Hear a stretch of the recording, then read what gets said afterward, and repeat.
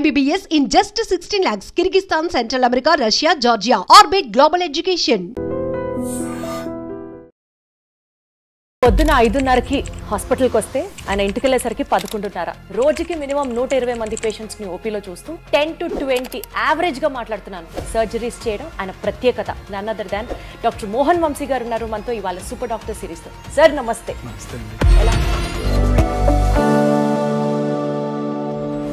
మీ ప్రాక్టీస్లో this philosophy is my driving force అని మీరు నమ్మే ఫిలాసఫీ ఏంటి సార్? ఏమీ ట్రీట్మెంట్ చేయలేనప్పుడు కూడా చాలాసార్లు పేషెంట్ కొంచెం ఓపిక్గా వాళ్ళతో సానుభూతితో మాట్లాడితే వాళ్ళు చాలా కాలం బతికేస్తారు. ఇక్కడ స్టార్ట్ అవుతుంది సార్ క్యాన్సర్ అనేది మన శరీరంలో ఉన్న కోట్లాది కణజాలంలో అప్రతీతంగా పెరిగిపోవటానే క్యాన్సర్ అంటారు. మేల్ కి కూడా బ్రెస్ట్ క్యాన్సర్ వస్తుందా సార్? వచ్చండి, మెన్లో కూడా బ్రెస్ట్ క్యాన్సర్ వస్తుంది. అంటే పెద్దవాళ్లకు ఉన్నంత ట్రీట్మెంట్ కష్టాలు చిన్న పిల్లలకు ఉండవా సార్ క్యాన్సర్ కి సంబంధించి? రోగనిరోధక శక్తి చాలా బాగుంటుంది. పిల్లల్లో సైడ్ ఎఫెక్ట్స్ చాలా తక్కువగా ఉంటాయి. అంటే నిద్రకి క్యాన్సర్ కి కూడా సంబంధం ఉందంటారు. అయితే నిద్రపోతే క్యాన్సరే రాదు. మంచి నిద్ర అంటే ఎలా ఉంటుంది సార్? నాకు తెలియదు. మోహన్ వంశీ గారి డైట్ సీక్రెట్ ఏంటి? నాకున్న ఒకే hobby become a great chef. Oh my God, that's wonderful, that's wonderful. Even cervical cancer కూడా ఆడవాళ్ళలో ఎక్కువగా ఉంటున్నాం సార్. అవునండి, సర్వైకల్ క్యాన్సర్ ఇన్సిడెన్స్ తగ్గుతుందండి ఇప్పుడు. బికాస్ ఆఫ్ ది పౌడర్ వేసుకుంటే క్యాన్సర్ రావడం ఏంటి సార్? అంటే ఇంటిమేట్ గా ఆ ఇన్నర్స్ లోపల వచ్చే అవకాశం ఎక్కువగా ఉంటుంది. ఒక పేద వ్యక్తికి క్యాన్సర్ వస్తే వెయిట్ చేయాల్సిందేనా సార్? మనం అనుకునే కోరిక అదొకటే. చాలా ఎక్స్పెన్సివ్ అండి, treatment is very expensive. Cancer treatment కి ఇన్సూరెన్స్ ఇస్తారు. అన్ని రకాల క్యాన్సర్ ట్రీట్మెంట్స్ కూడా ఇన్సూరెన్స్ కవర్ అవుతుంది. సైన్ చేశారా మీరు ఇన్సూరెన్స్ పాలసీ కట్టినప్పుడు? చిన్నపిల్లలు మీకు ఇన్సూరెన్స్ ఇస్తారు ఇప్పుడు. అందులో చిన్న లెటర్స్, స్మాల్ లెటర్స్లో చాలా ఉంటాయి. అవన్నీ చదవకుండా మనం చివరిలో సంతకం పెట్టేస్తాం. అందులో చాలా ఉంటాయి,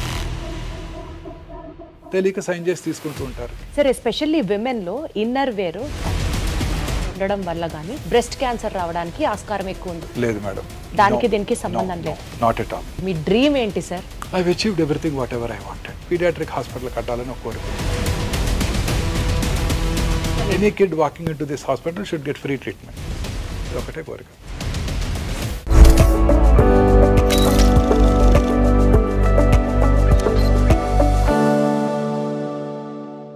పొద్దున 5:30కి హాస్పిటల్కి వస్తే ఆయన ఇంటికి వెళ్ళేసరికి 11:30.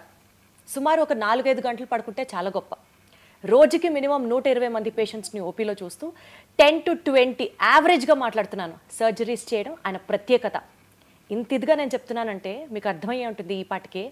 One of the leading cancer specialist, cancer surgeons in Hyderabad, and I have to tell it in the nation wide అని చెప్పొచ్చు. And he's none other than doctor Mohan Vamsi garu ఉన్నారు మనతో ఇవాళ సూపర్ డాక్టర్ సిరీస్తో. సార్ నమస్తే. నమస్తే అండి. ఎలా ఉన్నారు సార్? సార్, యాక్చువల్లీ క్యాన్సర్కి సంబంధించి పేషెంట్స్కి ట్రీట్మెంట్ అందించడంలో గత 30 సంవత్సరాలుగా మీరు పెట్టినటువంటి ఎఫర్ట్స్ ఒక్కసారి వెనక్కి తిరిగి చూసుకుంటే సార్, ఇదే నా లైఫ్ మిషన్ అని మీకు ఆ డిఫైనింగ్ మూమెంట్ ఎప్పుడు అనిపించింది సార్? సో క్యాన్సర్ అంటే ఆ రోజుల్లో way back in 1990s nobody was interested in taking up this subject. Cancer అనగానే చాలామంది క్యాన్సర్ పేషెంట్స్ని ఆపరేట్ చేస్తే my own boss in JIPMER Pondicherry said, అరే why do want to choose cancer surgery? You operate on cancer patients, they die of metastasis. You operate on cancer patients, they come back with disease recurrence అని నన్ను భయపెట్టారు. You will get frustrated in your life. ఆయన doctor Mehta అని use a professor of surgery in Pondicherry JIPMER where I studied. నేను MBBS MS కూడా అక్కడే చేశాను పాండిచేరిలో. ఆయన అన్నారు అన్నమాట. So cancer surgery is for older people like me, not for younger people like you. నువ్వు చాలా ఫ్రస్ట్రేషన్కి గురవుతావు వీళ్ళందరినీ చూసి, క్యాన్సర్ తిరిగి రావటం, క్యాన్సర్ పేషెంట్స్ చనిపోవటం చూసి అని ఆ రోజుల్లో అన్నారు నాతో. అయినప్పటికీ I was very keen cancer surgery చేయాలని ఆ రోజుల్లోనే అనుకున్నాను అనమాట, వే బ్యాక్ ఇన్ 1990s. ఎందుకు సార్ ఆయన మిమ్మల్ని డిమోటివేట్ చేసిన? Why only cancer? ఆ రోజుల్లో క్యాన్సర్ ప్రోగ్నోసిస్ అలానే ఉండేది. క్యాన్సర్కి ఇంత అడ్వాన్స్ ట్రీట్మెంట్స్ ఉండేవి కావు. సో ఆ రోజుల్లో అక్కడ పాండిచేరిలో క్యాన్సర్ ఇన్సిడెన్స్ కూడా చాలా ఎక్కువ ఉండేది. క్యాన్సర్ పేషెంట్స్ ఎక్కువగా జిప్మార్ పాండిచేరికి వచ్చేవాళ్ళు అనమాట. So it was very challenging. Major surgeries, 6 to 8 hour surgeries, ఒక ఆర్గన్ని తీసేయటం, ఆ తర్వాత వాళ్ళని జాగ్రత్తగా రేడియేషన్, కీమోథెరపీ ఇవ్వడం చాలా ఛాలెంజింగ్గా ఉండేది. So that was very interesting to me. So అందుకే ఎంఎస్ అయిపోగానే ఇమీడియట్గా నేను అడిఆర్ క్యాన్సర్ ఇన్స్టిట్యూట్ ఎంట్రన్స్ రాసి అక్కడ సీట్ తెచ్చుకోవడం, MCH surgical oncology prestigious institute in the country, cancer institute అడియార్లో నేను నా పోస్ట్ గ్రాడ్యుయేషన్ చేయడం జరిగింది.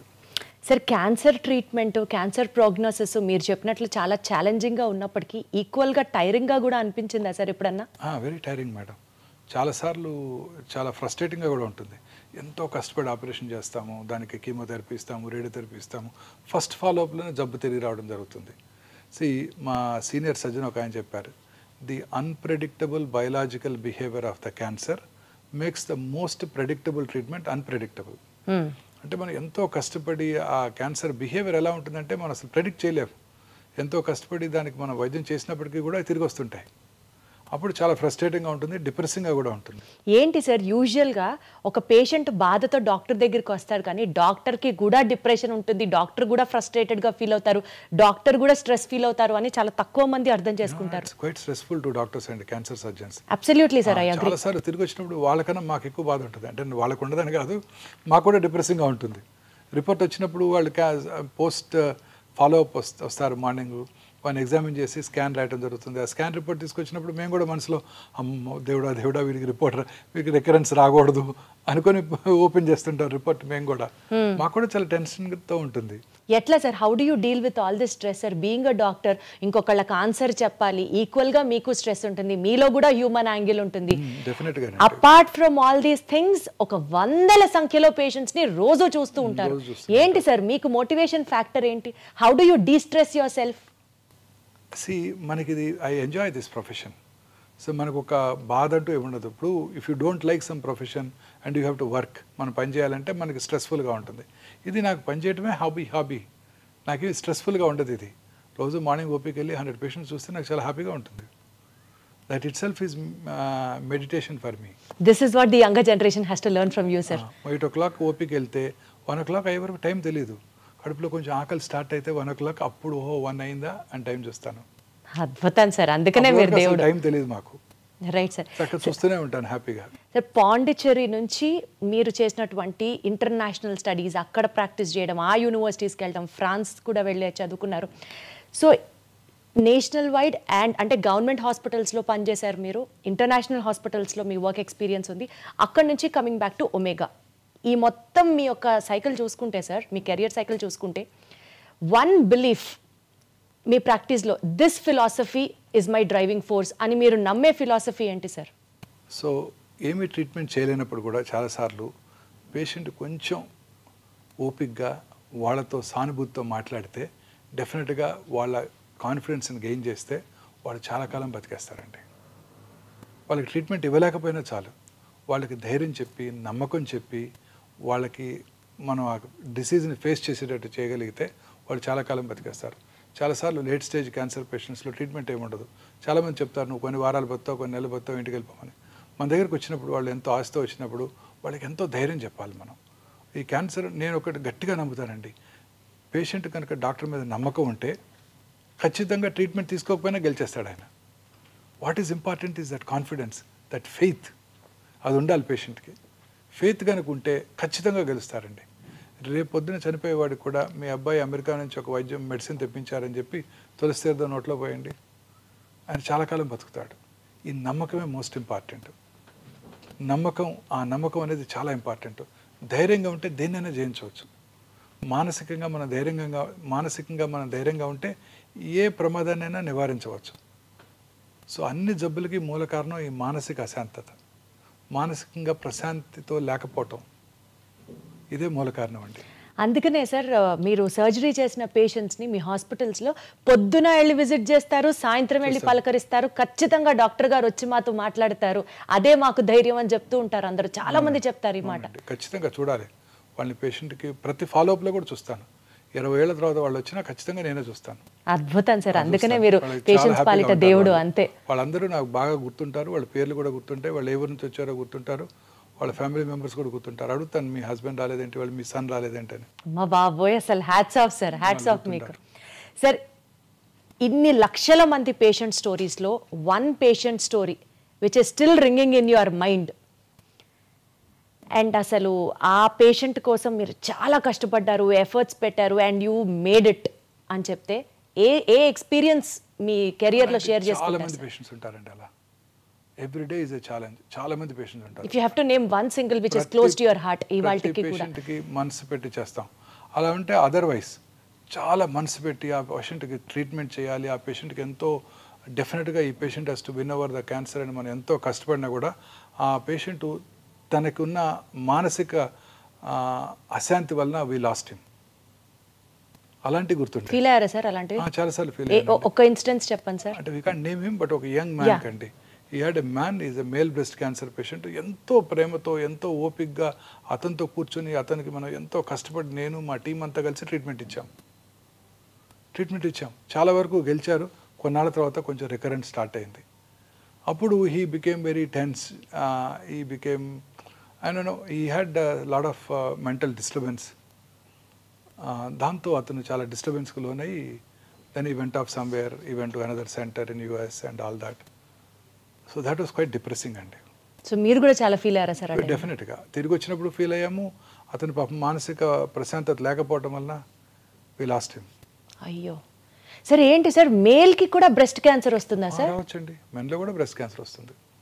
ఎట్లా సార్? అసలు ఎప్పుడు వినలేదు మెన్లో కూడా బ్రెస్ట్ క్యాన్సర్. బ్రెస్ట్ ఇష్యూ మన మెన్లోను స్త్రీల్లో కూడా ఉంటుంది. స్త్రీలలో వాళ్ళ స్త్రీల హార్మోన్స్ వల్ల బాగా డెవలప్ అవుతుంది, పురుషుల్లో అది డెవలప్ అవ్వదు. సో పురుషుల్లో కూడా రావచ్చు బ్రెస్ట్ క్యాన్సర్. చాలాసార్లు నెగ్లెక్ట్ చేయబడుతుంది. పురుషుల్లో నాకెందుకు వస్తుందని అశ్రద్ధ చేస్తుంటారు, అందువల్ల అశ్రద్ధ చేయబడుతుంది. పురుషుల్లో ఫ్యాట్ టిష్యూ కూడా ఉండదు, అందువల్ల డైరెక్ట్గా మజిల్లోకి వెళ్ళిపోతుంది, తొందరగా లేట్ స్టేజ్కి పాకిపోతుంది. అయ్యో. సో అందుకే పురుషులు చాలా కేర్ఫుల్గా ఉండాలి. పురుషుల్లో కూడా రావచ్చు, స్త్రీలలో ఎక్కువ వస్తుంది, బట్ పురుషుల్లో కూడా రావచ్చు. పురుషుల్లో కూడా నిప్పుల కింద కానీ ఏరియాల కింద కానీ గడ్డ కనుక ఉన్నట్టయితే అశ్రద్ధ చేయకుండా వెంటనే డాక్టర్ దగ్గరికి వెళ్ళి చూపించుకోవాలి. సార్ నాకు ఇది ఒక బిగ్గెస్ట్ టేక్ అవే ఇవాళ మన ఇంటర్వ్యూకి. పురుషుల్లో కూడా బ్రెస్ట్ క్యాన్సర్ రావచ్చు. అమ్మ బాబోయ్, వస్తుంది, చాలా కామన్గా చూస్తుంటాం. నెలకి 1-2 కేసులు ఖచ్చితంగా చూస్తుంటాను ఇప్పటికీ. బాబోయ్. సార్ అసలు క్యాన్సర్ గురించి మాట్లాడుకుందాం సార్. క్యాన్సర్ అనేది ఎక్కడ స్టార్ట్ అవుతుంది సార్? అసలు ఒక పేషెంట్ చాలా హెల్దీ లైఫ్ స్టైల్ ఫాలో అవుతాడు, ఫ్యామిలీ హిస్టరీలో అసలు ఆ జెనెటికల్గా క్యాన్సర్ వచ్చే సూచనలే కనిపించవు, బట్ స్టిల్ అతనికి క్యాన్సర్ రావచ్చా? ఎక్కడ స్టార్ట్ అవుతుంది సార్ క్యాన్సర్? క్యాన్సర్ అనేది మన శరీరంలో ఉన్న కోట్లాది కణజాలంలో ఏదో ఒక కణం అప్రతీతంగా పెరిగిపోవటాన్ని క్యాన్సర్ అంటారు. నార్మల్గా బాడీలో రెగ్యులేటరీ మెకానిజమ్స్ ఉంటాయి. ముక్కు ఈ సైజ్ దాకా వచ్చి ఆగిపోతుంది, చెవి ఇక్కడ దాకా పెరిగి ఆగిపోతుంది. క్యాన్సర్ ఆ రెగ్యులేటరీ మెకానిజమ్స్ దాటి పెరిగిపోతూ ఉంటుంది. ఒక సెల్ 2 సెల్స్ అవుతుంది, 2 4 అవుతాయి, 4 8 అవుతాయి, 8 16 అవుతాయి, అలా ఎక్స్పోనెన్షియల్గా పెరిగిపోతూ ఉంటుంది. పెరిగిపోవటమే కాకుండా పక్కన ఉన్న నార్మల్ కణజాలంలోకి ఇన్వేట్ చేస్తుంది, ఆక్రమించేస్తుంది. పక్కన బోనున్న కూడా తినేస్తుంది. పక్కనున్న రక్తనాళాల ద్వారా, లింఫ్ నాళాల ద్వారా శరీరంలో ఇతర భాగాలకు పాకిపోతుంటుంది. అది క్యాన్సర్ అంటే. Body cannot control it, body cannot regulate it. మన బాడీలో ఉన్న ఒక 22,000 ప్రోటాన్ కోడింగ్ జీన్స్ ఉంటాయి. అందులో ఒక 500 to 600 ఆన్కో జీన్స్ అంటే క్యాన్సర్ కారక జన్యుల్ని సైంటిస్టులు ఐడెంటిఫై చేశారు.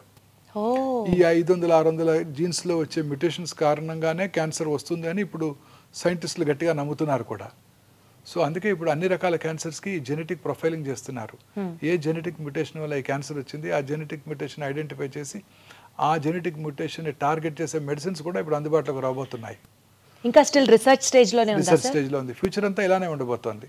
ప్రతి క్యాన్సర్ పేషెంట్కి ఏ మ్యూటేషన్ వల్ల ట్రీట్మెంట్ ఈ జబ్బు వచ్చింది ఐడెంటిఫై చేసి ఆ మ్యూటేషన్ని టార్గెట్ చేసే డ్రగ్స్ని కనుక మనం ఇవ్వగలిగినట్టయితే ఆ క్యాన్సర్ని కంట్రోల్ చేయడానికి అవకాశం ఉంటుంది. అచ్చా, ఓకే. సో ఇలా ఏదో ఒక మ్యూటేషన్ వల్ల మన బాడీలో మ్యూటేషన్స్ వస్తూనే ఉంటాయి. ప్రతి నార్మల్ ఇండివిజువల్ కూడా మ్యూటేషన్స్ జరుగుతూనే ఉంటాయి. కానీ ఆ మ్యూటేషన్స్ నలిఫై చేసే కెపాసిటీ మన బాడీ ఇమ్యూన్ మెకానిజమ్స్కి ఉంటుంది. మన ఇమ్యూన్ మెకానిజమ్స్ ఎప్పుడైతే దెబ్బతిన్నప్పుడో, మన ఇమ్యూనిటీ తక్కువగా ఉన్నప్పుడో ఆ మ్యూటేషన్స్ టేక్స్ అప్పర్ హ్యాండ్, పై చేయి తీసుకుని అవి క్యాన్సర్గా మారతాయి. అసలు మ్యూటేషన్ ఎందుకు జరుగుతుంది సార్ బాడీలో? బాడీలో జరుగుతూ ఉంటుంది మ్యూటేషన్స్. దానికి మనకేం సంబంధం లేదు, that we can't control it. But ఆ మ్యూటేషన్ కంట్రోల్ చేసే కెపాసిటీ మనలో ఉంది. వండర్ఫుల్ సార్, అసలు హ్యూమన్ ఫిజియాలజీ ఆ కెపాసిటీ మనలో ఉంది. ఆ కెపాసిటీ దెబ్బతిన్నప్పుడు ఈ cancer takes upper hand, cancer వచ్చేస్తుంది. సో ఆ మ్యూటేషన్ని నలిఫై చేసే, మ్యూటేషన్ని నిలుపుదల చేసే కెపాసిటీ మన బాడీ యొక్క రోగనిరోధక శక్తి. మన బాడీ రోగనిరోధక శక్తి ఎప్పుడు బాగుంటుంది? మనం హ్యాపీగా ఉన్నప్పుడు బాగుంటుంది. మనం ప్రశాంతంగా నిద్రపోతూ సంతోషంగా గడిపినట్టయితే ఈ జబ్బులు రానే రావు. మరి ఎట్లా సార్? ఒక మనిషి హెల్దీగా ఉన్నాడు, అతనికి ఎలాంటి సైన్స్ సిమ్టమ్స్ లేవు, బట్ స్టిల్ క్యాన్సర్ ఎలా వస్తుంది? రావచ్చు. కొన్నిసార్లు ఆ మ్యూటేషన్స్ ప్రిడామినెంట్గా ఉన్నప్పుడు రావచ్చు. చిన్నపిల్లలు ప్రశాంతంగానే ఉంటారు పాపం, వాళ్ళకి ఎటువంటి చీకు చింత లేవు, బాధలు లేవు, ఇన్కమ్ దాని గురించి ఆలోచించాల్సిన అవసరం లేదు, వాళ్ళలో కూడా క్యాన్సర్ వస్తుంది. సార్ పెద్దవాళ్ళలో వచ్చే క్యాన్సర్కి చిన్నపిల్లల్లో వచ్చే క్యాన్సర్కి వ్యత్యాసం ఏంటి సార్? చిన్నపిల్లల్లో ఎన్ని రకాల క్యాన్సర్లు ఉన్నాయి? చిన్నపిల్లల్లో జనరల్గా హిమటలాజికల్ అంటే బ్లడ్ సంబంధ క్యాన్సర్సు, నర్వస్ సిస్టమ్కు సంబంధించిన క్యాన్సర్సు, అలాగే సాఫ్ట్ టిష్యూస్ మజిల్స్లోను, అలాగే రిట్రోపెరిటోనియం, కిడ్నీ ట్యూమర్సు, న్యూరోబ్లాస్టోమర్స్ వస్తుంటాయి. పిల్లల్లో వచ్చే ట్యూమర్స్ జనరల్గా 100కు 80-90 మంది క్యూర్ అవుతాయి. క్యూర్ అయిపోతాయా సార్? పిల్లల్లో వచ్చే ట్యూమర్స్ క్యూర్ అయిపోతాయి. అండ్ పిల్లలు ట్రీట్మెంట్ కూడా బాగా విత్స్టాండ్ చేయగలరు. చాలాసార్లు అనుకుంటాం పెద్దవాళ్ళే కీమోథెరపీ తట్టుకోలేరు, పిల్లలు ఏం తట్టుకుంటారని. పిల్లలు చక్కగా తట్టుకుంటారు. వాళ్ళు ఆడుతూ పాడుతూ కీమోథెరపీ తీసుకుని వెళ్ళిపోతుంటారు, చక్కగా చదువుకుంటూ ఉంటారు కూడా హాస్పిటల్లోనే. అంటే పెద్దవాళ్ళకు ఉన్నంత ట్రీట్మెంట్ కష్టాలు చిన్నపిల్లలకు ఉండవా సార్ క్యాన్సర్కి సంబంధించి? రోగనిరోధక శక్తి చాలా బాగుంటుంది, వాళ్ళు చక్కగా రికవర్ అవుతారు. వాళ్ళు ట్రీట్మెంట్ యొక్క సైడ్ ఎఫెక్ట్స్ బాగా తక్కువగా ఉంటాయి వాళ్ళలో, వాటిని కూడా బాగా ఫేస్ చేయగలరు వాళ్ళు. పిల్లల్లో సైడ్ ఎఫెక్ట్స్ చాలా తక్కువగా ఉంటాయండి. Nice sir.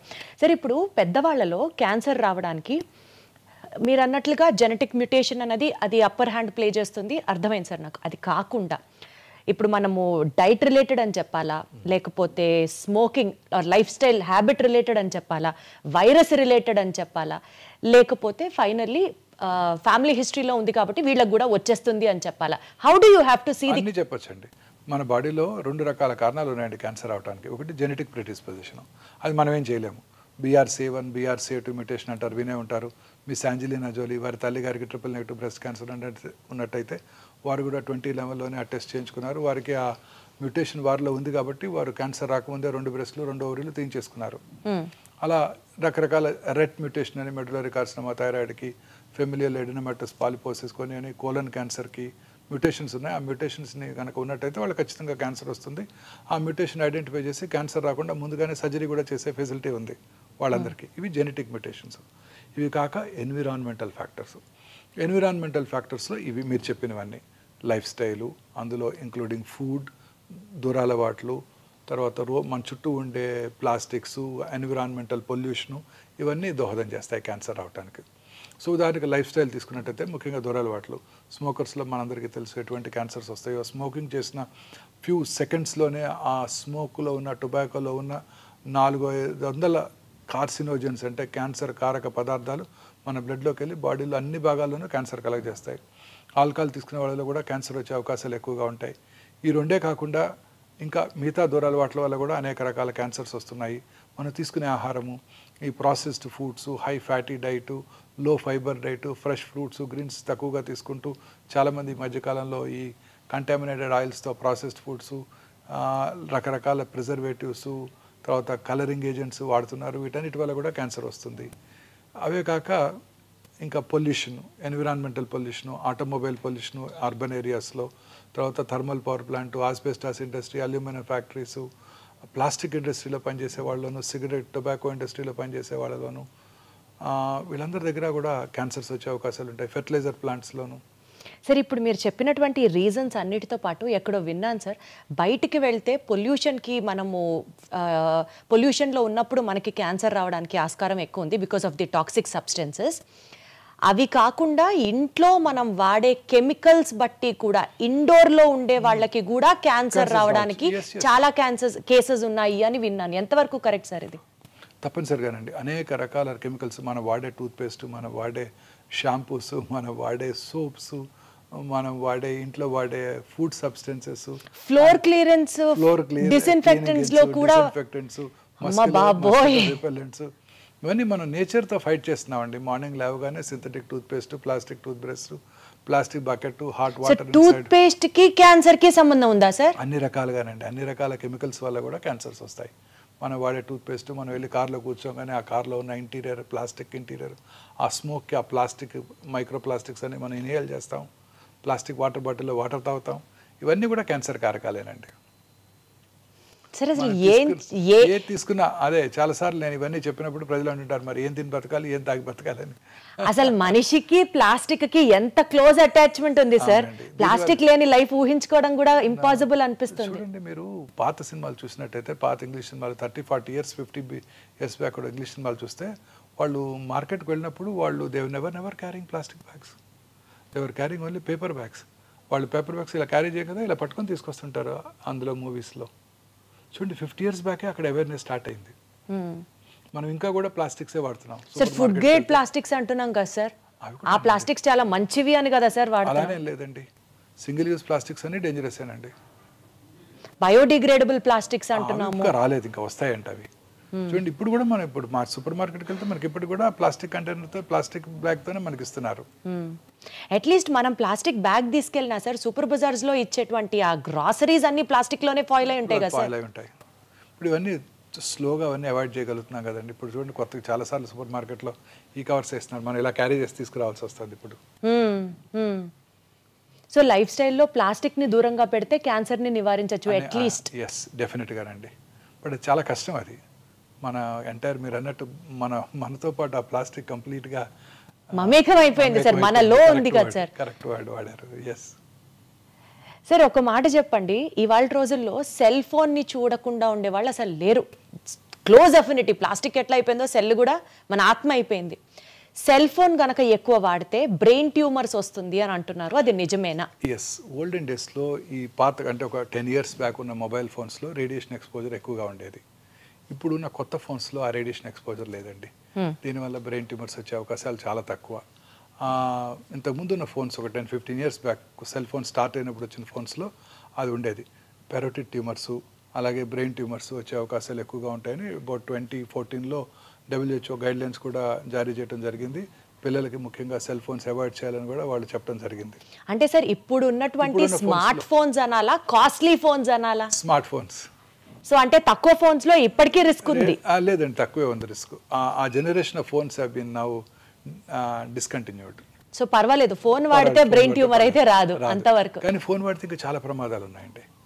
మీరు రాత్రిపూట మొబైల్ స్క్రీన్ చూస్తూ పడుకున్నారనుకోండి, రాత్రి 10 దాకా 11 దాకా, అది ఆ బ్లూ లైట్ మిమ్మల్ని డిస్టర్బ్ చేస్తుంది. సో మీ నిద్ర డిస్టర్బ్ అవుతుంది. ఆ నిద్ర మనం చక్కగా ఎర్లీగా నిద్రపోయినప్పుడు 9-10 కల్లా నిద్రపోయినట్టయితే 1 o'clock 2 AM మనకి మన బాడీలో మెలటోనిన్ అనే హార్మోన్ ఉత్పత్తి అవుతుందండి. ఆ melatonin as a strong anti cancer properties, అనేక రకాల క్యాన్సర్స్ రాకుండా చేస్తుంది. మీరు రోజు ఆ 11ంటికి పడుకునే ముందు లేట్గా ఈవినింగ్ టీవీ చూడటం, లేట్గా ఆ తర్వాత మొబైల్ ఫోన్ చూస్తూ పడుకోవటం, అందులో మెసేజెస్ ఆన్సర్ చేయటం, మీ వర్క్ అంతా డిక్టేట్ చేయటం మీ అసిస్టెంట్స్కి కొలీగ్స్కి చేస్తూ పడుకుని రాత్రి 10 మొబైల్ ఫోన్తో పడుకున్నారనుకోండి, ఆ బ్లూ లైట్తో your entire rhythm gets disturbed. Sir ఇప్పుడు ఇదే పాయింట్ మీద ఒక డౌట్ సార్, 2-3 ఆ టైంలో మెలటోనిన్ హార్మోన్ సెక్రెట్ చేస్తుంది body, that has anti cancer properties అంటున్నారు. Many other properties also. Sir ఇప్పుడు పడుకోవడమే 2ంటికి పడుకున్నాం సార్, 5-6 మెలటోనిన్ రిలీజ్ అవ్వదా బాడీలో? అవునండి, మనకి ఆ ప్రశాంతత నిద్ర, ఆ రిథమ్ కావాలి. పగలు పని చేయటం, రాత్రి ఎర్లీగా పడుకోవటం, ఎర్లీగా డిన్నర్ చేయటం, 8-9 గంటల టీవీ పూర్తిగా. 2ంటికి పడుకొని 10ంటికి లేస్తాం, శుభ్రంగా 8 గంటలు మేము పడుకున్నాంగా అంటారు. లేదండి, that will not have the same effect. మన బాడీకి ఒక రిథమ్ ఉందండి. రాత్రిపూట పడుకోవటం, పగలు పనిచేయటం. సో పగలు చక్కగా 8 నుంచి సాయంకాలం 5 పడుకుంటాం, మెలటోనిన్ ఉత్పత్తి అవుతుందంటే అవ్వదా సార్? అవ్వదు. సో ఈ రాత్రిపూట పనిచేసే వాళ్ళందరిలో కూడా క్యాన్సర్ వచ్చే అవకాశాలు ఎక్కువగా ఉంటాయి. క్యాన్సరే కాదు, blood pressure, coronary artery disease వచ్చే అవకాశాలు కూడా ఎక్కువగా ఉంటాయి. బ్రెస్ట్ క్యాన్సర్ వచ్చే అవకాశాలు స్త్రీలలో ముఖ్యంగా ఈ రాత్రిపూట అంతా BPO కంపెనీస్లో పనిచేస్తుంటారు, టాల్ టవర్స్లో, వెల్ లిట్ టవర్స్లో, వాళ్ళలో అసలు మెలటోనిన్ ఉత్పత్తి అవ్వదు, వాళ్ళకి క్యాన్సర్స్ వచ్చే అవకాశాలు, అనేక రకాల ఎలిమెంట్స్ వచ్చే అవకాశాలు కూడా చాలా ఎక్కువ. అంటే నిద్రకి క్యాన్సర్కి కూడా సంబంధం ఉందంటారు అయితే? నిద్రపోతే క్యాన్సరే రాదు. సంతోషం, మంచి నిద్ర అంటే ఎలా ఉంటుంది సార్? ఈ జనరేషన్ అడిగే క్వశ్చన్ అది. నాకు తెలీదు, నేను పడుకునే సరి 11:30 అయిపోతుంది. క్యాన్సర్ని చూసే డాక్టర్కే నిద్ర లేదు 4-5 hours అంటే ఎట్లా సార్ మరి? బట్ స్టిల్ ఆ 4-5 hours మీరు సాటిస్ఫాక్షన్తో, కంటెంట్మెంట్తో పడుకుంటారు. సో మీ నిద్రకి అసలు ప్రైస్లెస్. లేదంటే అందులో కూడా కాల్స్ వస్తాయి, పేషెంట్స్ ఫోన్ చేసేస్తుంటారు. మీరు ఆన్సర్ చేస్తారా సార్? అర్ధరాత్రి కూడా చేస్తాను. అర్ధరాత్రి కూడా చేస్తారా సార్? ఆ ఫోన్ స్పెషల్గా హాస్పిటల్ ఫోన్ ఉంటుంది, రాత్రిపూట కాల్ వచ్చిందంటే ఖచ్చితంగా కాల్ చేస్తాను. మరి ఎట్లా సార్ మీకు నిద్ర ఎట్లా? మాకు అలవాటు అయిపోయిందండి. సర్జన్స్ అంతా అంతే, ఫోన్ తీసుకోవడం వెంటనే పడుకుంటాం మేము, మాకు ఆ ప్రాబ్లం లేదు. ఓకే సార్, ఇప్పుడు యూజువల్గా అంటూ ఉంటారు కదా, అన్నం తిన్న తర్వాత ఆర్ ఏ మీల్ తీసుకున్న తర్వాత అన్న డెజర్ట్ తినడం అనేది ఒక లైఫ్ స్టైల్, కొత్తగా వచ్చినటువంటి ఒక habit and people are addicted to it. ఆ మాటలో మాట్లాడితే ఆర్టిఫిషియల్ స్వీట్నర్స్ లైక్ ఆస్పర్టమ్ కానివ్వండి, సుక్రలేస్ కానివ్వండి, ఇలాంటి ఆర్టిఫిషియల్ స్వీటనర్స్ వల్ల క్యాన్సర్ వస్తుంది అన్నది నిజమా లేకపోతే అబద్ధమా? నిజమే. అనేక రకాల ఎలిమెంట్స్ ఇంక్లూడింగ్ కిడ్నీ ఎలిమెంట్స్ కూడా ఈ ఆర్టిఫిషియల్ స్వీట్నర్స్ వస్తుంటాయి. నేను చాలా సార్లు నా ప్రోగ్రామ్స్లో చెప్పాను, అన్ని రకాల ఆర్టిఫిషియల్ స్వీట్నర్స్ అండ్ షుగర్ కూడా తగ్గించేయాల్సిందే. షుగర్ కి డైరెక్ట్ గా క్యాన్సర్ కి రిఫైన్డ్ షుగర్ అనేక రకాల ఎలిమెంట్స్ కారణం అండి. సో దాని బదులు ఫ్రూట్స్ లో ఉండే షుగర్ ద్వారా మనకు ఆ కార్బోహైడ్రేట్ రిక్వైర్మెంట్ వస్తే చాలా బాగుంటుంది. ఈ complex carbohydrates are far superior to the simple sugars. ఇప్పుడు ప్లెయిన్ రైస్ ఉందనుకోండి, ఇట్స్ ఎ సింపుల్ షుగర్. దాన్ని ఫెర్మెంట్ చేసుకుని ఇడ్లీ దోశలాగా తిన్నాం అనుకోండి, it's a complex carbohydrate. So complex carbohydrates వలన ఆ షుగర్ స్పైక్స్ ఉండవండి. సో గ్లూకోజ్ స్పైక్స్ ఉండవు, ఇన్సులిన్ రెసిస్టెన్స్ డెవలప్ అవ్వదు.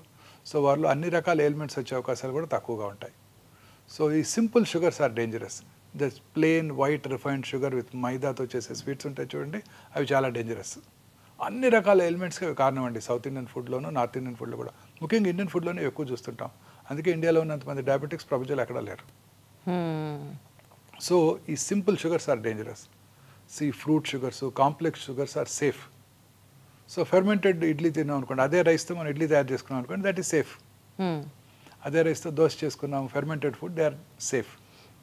కానీ సార్ మనం అవాయిడ్ చేయండి అని చెప్పడం యాజ్ అ డాక్టర్ మీరు చెప్తారు, బట్ ఆన్ ప్రాక్టికల్ నోటు ఏదో ఒక రోజు, ఈ రోజు ఫ్రెండ్ పిలిచాడనో, మరుసటి రోజు ఆఫీస్లో పార్టీ అనో, ఫ్యామిలీ ఫంక్షన్ అనో ఏదన్నా కావచ్చు కదా, తినాల్సి వచ్చింది sir. Then how do we plan our lifestyle sir?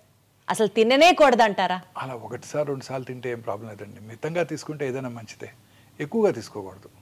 మన లైఫ్ స్టైల్ మనం పూర్తిగా ఒక మంచి లైఫ్ స్టైల్లో ఉండాలంటే equally good amount of protein, good amount of carbohydrate, preferably unprocessed foods, natural sugars, natural ఫుడ్స్తో మనం అది చూసుకోవాల్సి ఉంటుంది. డైటరీ దీనికి అలవాటు పడిపోవాలి మనం. Morning good amount of fruits, తర్వాత some amount of nuts. Fruits కూడా ఒకేసారి ఫ్రూట్సే తినకూడదు, వాటితో పాటు కొంచెం నట్స్, కార్బోహైడ్రేట్ తీసుకుంటే షుగర్ స్పైక్స్ తగ్గిపోతాయి అన్నమాట. తర్వాత మనం తీసుకునే మధ్యాహ్నం మీల్లో కూడా ఐసీఎంఆర్ గైడ్లైన్స్ వచ్చేసాయి. 56% of our ailments are due to food consumption. Ailments itself are due to food consumption sir? Like for example if you have to explain. అన్ని రకాల ఎయిల్మెంట్స్ కి ఫుడే కారణం అండి. సో మన ఫుడ్ అంటే ఎట్లా సార్, ఎట్లా ఫుడ్ ఇంటేక్ ఎయిల్మెంట్స్ కి ఎట్లా? అన్ని రకాల అంటే ఏ ఎయిల్మెంట్ అయినా కూడానండి, మనకు ఉదాహరణ కర్నరీ ఆర్టరీ డిసీజ్ కానివ్వండి, మన ఇంప్రూవ్డ్ సెర్బ్రోవాస్కులర్ యాక్సిడెంట్స్ కానివ్వండి, అల్జీమర్స్ డిసీజ్ కానివ్వండి, అన్నిటికీ కూడాను మనం తీసుకునే ఆహారమే ముఖ్యమండి. మనం చక్కగా ఫ్రెష్ ఫ్రూట్స్, వెజిటబుల్స్ ఎక్కువగా తీసుకుంటూ, ప్రాసెస్ ఫుడ్స్, రెడ్ మీట్ అవి తక్కువగా తీసుకుంటూ, హెల్దీ ఫుడ్ అంటే ఫుడ్స్ అవి రెగ్యులర్గా కన్జ్యూమ్ చేస్తూ, గ్రీన్స్ అవి ఎక్కువగా తీసుకుంటూ, రెగ్యులర్గా ఎక్సర్సైజ్ చేస్తూ, దురలవాట్లకు దూరంగా ఉంటూ, లీన్ బాడీ మాస్ మెయింటైన్ చేస్తే అన్ని రకాల ఎలిమెంట్స్కి దూరంగా ఉండొచ్చు. మోహన్ వంశీ గారి డైట్ సీక్రెట్ ఏంటి, ఫిట్నెస్ సీక్రెట్ ఏంటి అంటే ఏం చెప్తారు సార్? మీరు ఏం తింటారు సార్ చెప్పండి? నేను ఐఎమ్ నాట్ అంటే ఐఎమ్ ఏ ఫుడీ అండి. నాకున్న ఒకే హాబీ ఫుడ్ తింటమే. నాకున్న ఒకే హాబీ, నాకు ఇంకే హాబీ లేదు. సార్ ఏ యాంగిల్లో మీరు ఫుడ్ అని చెప్పాలి సార్, చెప్పండి. మీరు మూవీకి వెళ్ళాలని కోరుకుంటదు, టూర్ చేయాలని కోరుకుంటదు, యూరోప్ వెళ్ళాలని కోరుకుంటదు, ఒక ఫుట్బాల్ మ్యాచ్ చూడాలనో, క్రికెట్ మ్యాచ్ చూడాలని కోరుకుంటదు. My mind will be rotating around food if I'm not concentrating and seeing patients or reading or something like that. TV చూస్తే ఓన్లీ ఫుడ్ ప్రోగ్రామ్స్ చూస్తాను, ఇంకేం చూడను.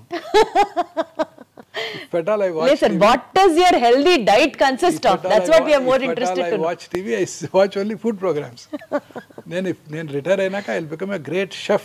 Oh my God, that's wonderful, that's wonderful. తప్పనిసరిగా నేను వండుతారా sir అయితే? చేస్తానండి. ఏం చేస్తారు సార్ బాగా? ఏమైనా చేస్తాను, అన్నీ చేస్తాను. అమ్మో బాబోయ్. రిటైర్ అయినాక I'll become a great chef అండి. Sir, you have to host a party and we would all come and taste your items, sir. Then definitely for sure. But otherwise, sir, taking on a serious note, what does your diet consist of? Morning fruits, nuts తీసుకుంటానండి, కొంత curd కూడా తీసుకుంటాను. Plain కర్డా సార్? Plain curd. Lunch టైంలో జనరల్గా ఒక phulka or కొంచెం రైస్ విత్ దాల్ ఖచ్చితంగా ఉంటుంది. I'm vegetarian for past 32 years. So దాల్ ఖచ్చితంగా ఉంటుంది. వెజిటబుల్స్, అన్ని రకాల వెజిటబుల్స్ తీసుకుంటారండి. Evening some amount 1 or 2 helpings of fruits తీసుకుంటాను. నైట్ ఎర్లీగా డిన్నర్ చేసేస్తాను 7 కల్లా. 7 దాటాక ఇంకా జనరల్గా ఏం తినకుండా ఉండడానికి ప్రయత్నిస్తాను. బట్ జనరల్గా ఐ సక్సీడ్. అర్లీగా ఇంటికి వెళ్తే తినాలనిపిస్తుంది, లేకపోతే 11కి వెళ్తే తినాలనిపించదు. ఇంకా పడుకుని నిద్రపోతాం కదా. ఖచ్చితంగా ఈ టైమ్స్ ఖచ్చితంగా నేను స్ట్రిక్ట్గా అదే టైంలో ఫుడ్ తీసుకుంటాను. మీరు వర్కౌట్ చేస్తారా సార్? అంటే జనరల్గా కొంచెం రోజుకు ఒక 10-15 minutes. నేను ఈ హాస్పిటల్లో రౌండ్స్ చేస్తానండి. మార్నింగ్ రౌండ్స్, అదే వాకింగ్. జనరల్గా 8,000 steps చేసేస్తాను మార్నింగ్. మీరు అది ఫాలో అవుతారా సార్? 8,000 steps, 10,000 సుమారుగా అంత అయిపోతుందండి. 8,000 steps అయిపోతాయి. మార్నింగ్ 8th floor నుంచి రౌండ్ స్టార్ట్ చేస్తే ఖచ్చితంగా అన్ని ఫ్లోర్స్ తిరుగుతాను. తర్వాత ఓపీలో కూడా నడిచే ఓపీ చూస్తుంటాను అంతా, 4 rooms లో. అందువల్ల ఆ స్టెప్స్ సరిపోతాయి. సో ఏదో ఒక బేసిక్ ఫిజికల్ యాక్టివిటీ అయినా ప్రతి ఒక్కరికి ఉండాలి. డెఫినెట్గా. Right. Sitting is smoking, new smoking. Movement is medicine. ఎంత బాగుంది సార్, ఎంత రిథమిక్ గా రైమింగ్ గా ఉంది. Sitting is new smoking, movement is medicine. Movement is medicine. ఇప్పుడు అందరూ కూడా ఈ 24 hours 18 hours పనిచేస్తున్నారు. చాలామంది కూర్చొని పనిచేస్తుంటారు సిస్టమ్స్ ముందు. వాళ్ళందరికీ చాలా రకాల ఎలిమెంట్స్ వస్తుంటాయి. వాళ్ళందరికీ షార్ట్ వాక్స్, ప్రతి హాఫ్ అన్ అవర్కి ఒక 5 minutes వాక్ చేయటం, నుంచొని పని చేయటం, అవి కనుక అలవాటు చేసుకుంటే చాలా ఎలిమెంట్స్ తగ్గిపోతాయండి. బట్ సార్ వాకింగ్ చేస్తే నిజంగా మీరు నాకు 8,000 steps అన్నారని అడుగుతున్నా, 10,000 అడుగులు వేస్తే క్యాన్సర్కి దూరం అని మనం యూజువలీ చూస్తూ ఉంటాం articles. Is it true sir? ఎందుకంటే ఎంతో కొంత వాకింగ్ చేస్తున్న వాళ్ళండి ఎప్పుడు మూమెంట్ ఉంటూనే ఉండాలి.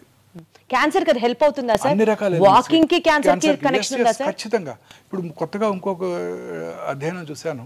అదేంటంటే బ్రెస్ట్ క్యాన్సర్ పేషెంట్స్లో పోస్ట్ ట్రీట్మెంట్ తర్వాత వాళ్ళు రెగ్యులర్గా ఫిజికల్లీ ఫిట్గా ఉన్నట్టయితే, రెగ్యులర్గా ఎక్సర్సైజ్ చేస్తుంటే క్యాన్సర్ తిరిగి వచ్చే అవకాశాలు కూడా తగ్గిపోతాయి అంటున్నారు.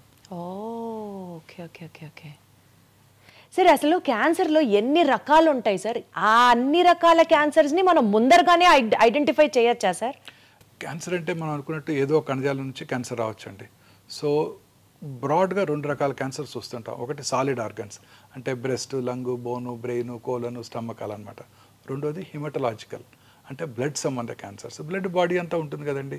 ఇవన్నీ జనరల్గా బోన్ మ్యారోలో తయారై బ్లడ్ క్యాన్సర్స్ ద్వారా మనకు మేనిఫెస్ట్ చేస్తాయి. సో ఈ 2 రకాల క్యాన్సర్స్ డిఫరెంట్గా ఉంటాయి అనమాట. ఈ సాలిడ్ ట్యూమర్స్కి ట్రీట్మెంట్ వేరుగా ఉంటుంది, హిమటలాజికల్ మెలిగ్నెన్సీస్కి ట్రీట్మెంట్ వేరుగా ఉంటుంది. హిమటలాజికల్ మెలిగ్నెన్సీ జనరల్గా కీమోథెరపీ, టార్గెటెడ్ థెరపీస్, ఇమ్యూనోథెరపీస్ ఉంటాయి. సాలిడ్ ట్యూమర్స్కి సర్జరీ, రేడియేషన్, కీమోథెరపీ అవి ఉంటుంటాయి అనమాట. సో ఈ క్యాన్సర్స్ అన్నీ కూడాను డిఫరెంట్ స్పెషలిస్ట్ వీటిని హ్యాండిల్ చేస్తుంటారు క్యాన్సర్కి. సో క్యాన్సర్ యొక్క బిహేవియర్ అనేది ట్యూమర్ యొక్క గ్రేడ్ని బట్టి ఆధారపడి ఉంటుంది. చాలామందికి ఒకే రకమైన క్యాన్సర్. ఒకసారి నాకు ఒక పేషెంట్ వచ్చారు, ఒక 20 years బ్యాక్ నేనే ఆ పేషెంట్కి బ్రెస్ట్ క్యాన్సర్ సర్జరీ చేశాను. అప్పుడు సర్జరీ అయిపోయిన వెంటనే అది అప్పుడు estrogen receptor, progesterone receptor positive breast cancer. Surgery అయిన వెంటనే వాళ్ళకి కొంచెం లోకల్ రేడియేషన్ ఇవ్వడం జరిగింది. ఆ రోజుల్లో చిన్న టెక్నాలజీ తక్కువగా ఉండేది, పెద్ద కాస్ట్లీ ట్రీట్మెంట్ ఉండేది కాదు. ఆ తర్వాత చిన్న ట్యాబ్లెట్ తీసుకున్నారు, 16 ఏళ్ళు 17 ఏళ్ళు బ్రతికేశారు. 17 ఏళ్ళ తర్వాత రెండో బ్రెస్ట్లో క్యాన్సర్ వచ్చింది. ఈసారి cancer oestrogen receptor, progesterone receptor negative cancer.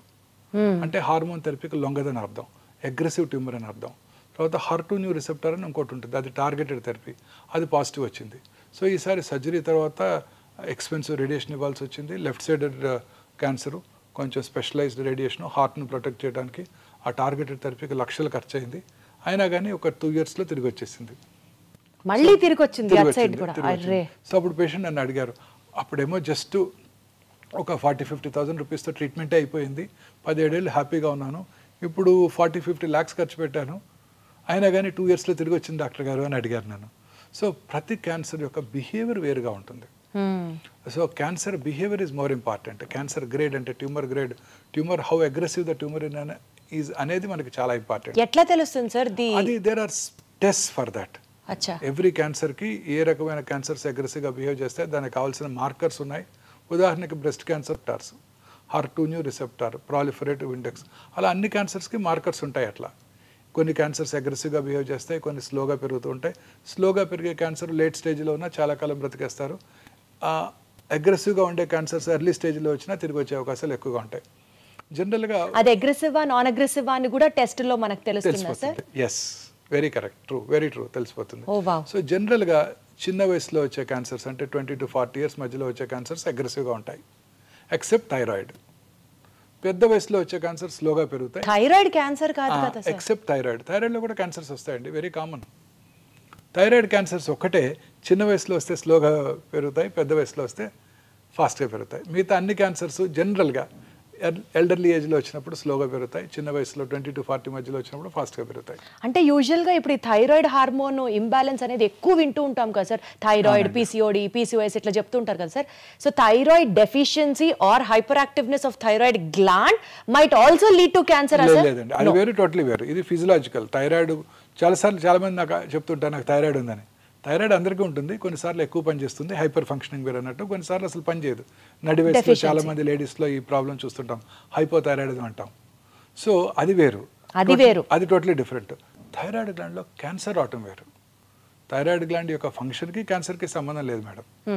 Thyroid గ్లాండ్లో normal functioning థైరాయిడ్లో కూడా చిన్న లంప రావటం, లోవర్ పార్ట్ ఆఫ్ ద నెక్లో ఎక్కడ లంప్ వచ్చినా ఇమీడియట్గా అశ్రద్ధ చేయకుండా మనం పరీక్ష చేయించుకోవాలి ఎవరైనా సరే. సార్ ఇందాక మీరు అన్నట్లుగా జీన్ మ్యూటేషన్ టెస్ట్ అని అన్నారు చూడండి, అంటే ఫ్యూచర్లో పలానా వ్యక్తికి క్యాన్సర్ వస్తుందా అని కూడా మనం ముందుగానే టెస్ట్ చేసుకొని చేయొచ్చా సార్? ఏజ్ నుంచి చేయొచ్చు అది? మొన్న మధ్య Zerodha CEO mister Nikhil Kamath mister bill gates podcast చేశారు. అప్పుడు ఆయన అడిగారు మా యంగ్ ఆంటర్ప్రెనర్స్కి మీరు ఇచ్చే సలహా ఏంటి, వారి హెల్త్ ఎలా మెయింటైన్ చేసుకోవాలని. ఆయన ఏమన్నారు, నేను రెగ్యులర్గా స్క్రీనింగ్ చేసుకుంటాను, ఎవ్రీ ఇయర్ టెస్టులు చేయించుకుంటాను, రొటీన్ టెస్ట్ అన్ని రకాల టెస్టులు చేయించుకుంటాను, అండ్ వైటమిన్స్ రెగ్యులర్గా తీసుకుంటున్నాను because there is no downside. రీసెంట్గా ఒక టెస్ట్ వచ్చింది, ఈ టెస్ట్ కనుక చేయించుకున్నట్టయితే నెక్స్ట్ ఫ్యూ ఇయర్స్లో క్యాన్సర్ వచ్చేది లేనిది నేను ముందే తెలుసుకోవచ్చు. ఈ CT scan PET CT scan PET-MR పట్టుకోకముందే నేను ఈ కొత్త టెస్టులు క్యాన్సర్ రావడానికి ముందుగా పసిగట్టేస్తాయి. ఆ టెస్ట్ కూడా నేను రెగ్యులర్ చేయించుకుంటున్నాను. అమెరికాలో insurance companies cover that. I don't no, it's an expensive test. ఇండియాలో మీ ఇన్సూరెన్స్ కంపెనీస్ కవర్ చేస్తాయో లేవో నాకు తెలియదు అని కూడా ఆయన అన్నారు. అదే అడగబోతున్నాను. ఆ టెస్ట్ ఇప్పుడు మనకి హైదరాబాద్లో అందుబాటులోకి వచ్చింది. మనకి ఒమేగాలో చేస్తారా సార్? ఆ టెస్ట్ చేస్తారు, ఇదే లాంజివిటీ లాంజ్లో చేస్తాం. అదేంటంటే సింపుల్ బక్కల్ స్మియర్ తీసుకొని ఆ ఎగ్జోమ్ స్టడీ అంటారు. ఇందాక మనం డిస్కస్ చేసాము, ఒక 400 to 500 ఆంకోజీన్స్ ఉన్నాయి. ఈ ఆంకోజీన్స్లో వచ్చే మ్యూటేషన్ వల్లే క్యాన్సర్ వస్తుంది. ఈ మ్యూటేషన్స్ని ట్రిగర్ చేసేది ఎగ్జోమ్స్. ఓకే, ఎగ్జోమ్స్. ఆ ఎగ్జోమ్స్ని మనం అనలైజ్ చేసి క్యాన్సర్ రావటాన్ని ముందుగా పసిగట్టేయచ్చు. ఓకే. సో అంటే ఫర్ ఎగ్జాంపుల్ ఈ పర్టికులర్ ఇండివిజువల్కి కోలన్ క్యాన్సర్ వస్తుంది అని కనుక మనం ప్రెడిక్ట్ చేసినట్టయితే ఆ పర్టికులర్ ఇండివిజువల్కి డైటరీ హెల్ప్, అంటే బాగా గ్రీన్స్ వెజిటబుల్స్ ఎక్కువగా తీసుకుంటూ, ప్రాసెస్ మీట్ తక్కువగా తీసుకుంటూ, ఆల్కహాల్ తీసుకున్నట్టయితే అవి మానిపించేసి, ఎందుకంటే alcohol increases the risk of colon cancer. తర్వాత కిమో ప్రొఫైలాక్సిస్ ఉంది. ఆస్పిరిన్, మనం బ్లడ్ థిన్నర్స్ వాడుతుంటాం, మీరు వినే ఉంటారు, aspirin, low dose aspirin. Low dose aspirin తీసుకునే వాళ్ళలో కోలన్ క్యాన్సర్ వచ్చే అవకాశాలు తక్కువగా ఉంటాయి. సో ఆయనకి ఆస్పిరిన్ ఇవ్వటం, నెలకు ఒకసారి ఫీకల్ అక్కల్ బ్లడ్ టెస్ట్ చేయించుకోవటం, అవసరమైతే బ్లడ్ ఉన్నట్టయితే సిగ్మాడోస్కోపీ కొలనోస్కోపీ చేసి ఏమైనా పాలిప్స్ ఉన్నట్టయితే ఆ పాలిప్స్ రావడంతోనే వాటిని తీసివేయడం ద్వారా క్యాన్సర్ రావటాన్ని నివారించవచ్చు. నివారించవచ్చా సార్? ఆర్ లేట్ చేయొచ్చా? నివారించవచ్చు. అద్భుతం, అద్భుతం అసలు. లేదా చిన్నగా క్యాన్సర్ ప్రీ క్యాన్సరస్ ఫేజ్లో ఉండగానే దాన్ని పట్టుకొని దాన్ని సర్జరీ కనుక చేసేస్తే మనం క్యాన్సర్ రాకుండా నివారించిన వాళ్ళం అవుతాం. అద్భుతం సార్. అలా ఉదాహరణకు ఒక స్త్రీకి బ్రెస్ట్ క్యాన్సర్ వస్తుందని ప్రెడిక్ట్ చేసామనుకోండి, రెగ్యులర్గా చెక్ చేసుకుంటూ ఉంటారు, వారికి వారు ఎలా పరీక్ష చేసుకోవాలో వారికి నేర్పిస్తాం. స్త్రీకి వారుగా వారు పరీక్ష చేసుకున్నట్టయితే వారి యొక్క బ్రెస్ట్ మీద వారికి అవగాహన పెరిగి ఆ బ్రెస్ట్లో వచ్చే చిన్న చిన్న మార్పులను కూడా గ్రహించి డాక్టర్ నోటీస్కి తీసుకురావడం జరుగుతుంది. రెగ్యులర్గా అల్ట్రాసౌండ్ చేసుకోవటం, అవసరమైతే సంవత్సరానికి మ్యామోగ్రఫీ చేసుకోవటం, ఇంకా మధ్యలో డౌట్ ఉన్నట్టయితే MRI పరీక్ష చేసుకోవటం, ఇంకా అవసరమైతే PET-MR చేసుకోవటం ద్వారా క్యాన్సర్ ప్రీ క్యాన్సరస్ ఫేజ్లో ఉండగానే, లేకపోతే క్యాన్సర్ చిన్నగా సబ్ సెంటీమీటర్ 1 సెంటీమీటర్గా తక్కువగా ఉండగానే దాన్ని పట్టుకొని సర్జరీ చేసి తీసేస్తే క్యూర్ చేసేయగలుగుతాం. Excellent sir. సార్ ఏమంటారు సార్, ఆ టెస్ట్ని ముందుగానే క్యాన్సర్ ఉందా లేదా, రావచ్చా లేదా? సింపుల్ ప్రెడిక్టివ్ క్యాన్సర్ స్క్రీనింగ్ అండి, ప్రెడిక్టివ్ టెస్ట్ అన్నమాట. ముందుగానే సింపుల్ బక్కల్ స్మియర్ తీసుకుంటాం. సార్ చాలా ఎక్స్పెన్సివ్ సార్ ఆ test? It cost about 1 lakh అండి. మరి అది నార్మల్ కామన్ పర్సన్కి కూడా అందుబాటులో ఉండాలంటే ఎట్లా సార్? టైం పడుతుంది. ఏ టెస్ట్ అయినా మీకు తెలుసు కదా, ఇనిషియల్గా దానికి ఉంటుంది, తర్వాత దాన్ని స్లోగా నెంబర్ ఆఫ్ కంపెనీస్ డెవలప్ చేసిన కొలది కాస్ట్ తగ్గిపోతుంది. సో ప్రస్తుతం ఇవాళ రోజున చేయించుకోవాలి 86,000 to 1 lakh ఉందండి. ముందుగానే ప్రెడిక్ట్ చేయవచ్చు. ముందుగానే ప్రెడిక్ట్ చేయొచ్చు. ఇప్పుడు cancer treatment is become prohibitively expensive అండి. ఈ monoclonal antibodies, targeted therapies, I have to talk about that also sir. చాలా ఎక్స్పెన్సివ్ అండి, ఇవన్నీ ఇంపోర్టెడ్ మాలిక్యూల్స్ కదండి. సార్ ఇందాక మీరు ఒక మాట అన్నారు, బ్రెస్ట్ క్యాన్సర్కి సంబంధించి స్క్రీనింగ్ ప్రొసీజర్స్ అని. యూజువలీ సార్, అంటే నేను ఆన్ బ్రాడర్ పర్స్పెక్టివ్ అడుగుతున్నాను మిమ్మల్ని, ఇప్పుడు లేడీస్ వచ్చి మ్యామోగ్రామ్ చేయించుకోవాలి అన్నా, బ్రెస్ట్ క్యాన్సర్కి సంబంధించిన స్క్రీనింగ్ టెక్నిక్స్ చేయించుకోవాలి అని అన్నా, టెక్నీషియన్ దగ్గర నుంచి రేడియేషన్ రిపోర్ట్ చేసినటువంటి డాక్టర్ దాకా మేల్ ఉండొచ్చు, లేకపోతే వాళ్ళకి కొంచెం ఆ ఎంబరాస్మెంట్ ఉండొచ్చు స్క్రీన్ చేయించుకోవడానికి. ఇలాంటివన్నీ అవాయిడ్ చేయడానికి do we have any other means of? అన్ని హాస్పిటల్స్లో కూడా మ్యామోగ్రఫీ చేసేవాళ్ళు లేడీ టెక్నీషియన్సే ఉంటారు 100%. మెయిల్ టెక్నీషియన్ ఉండే అవకాశమే లేదండి, ఫీమేల్ టెక్నీషియన్సే ఉంటారు.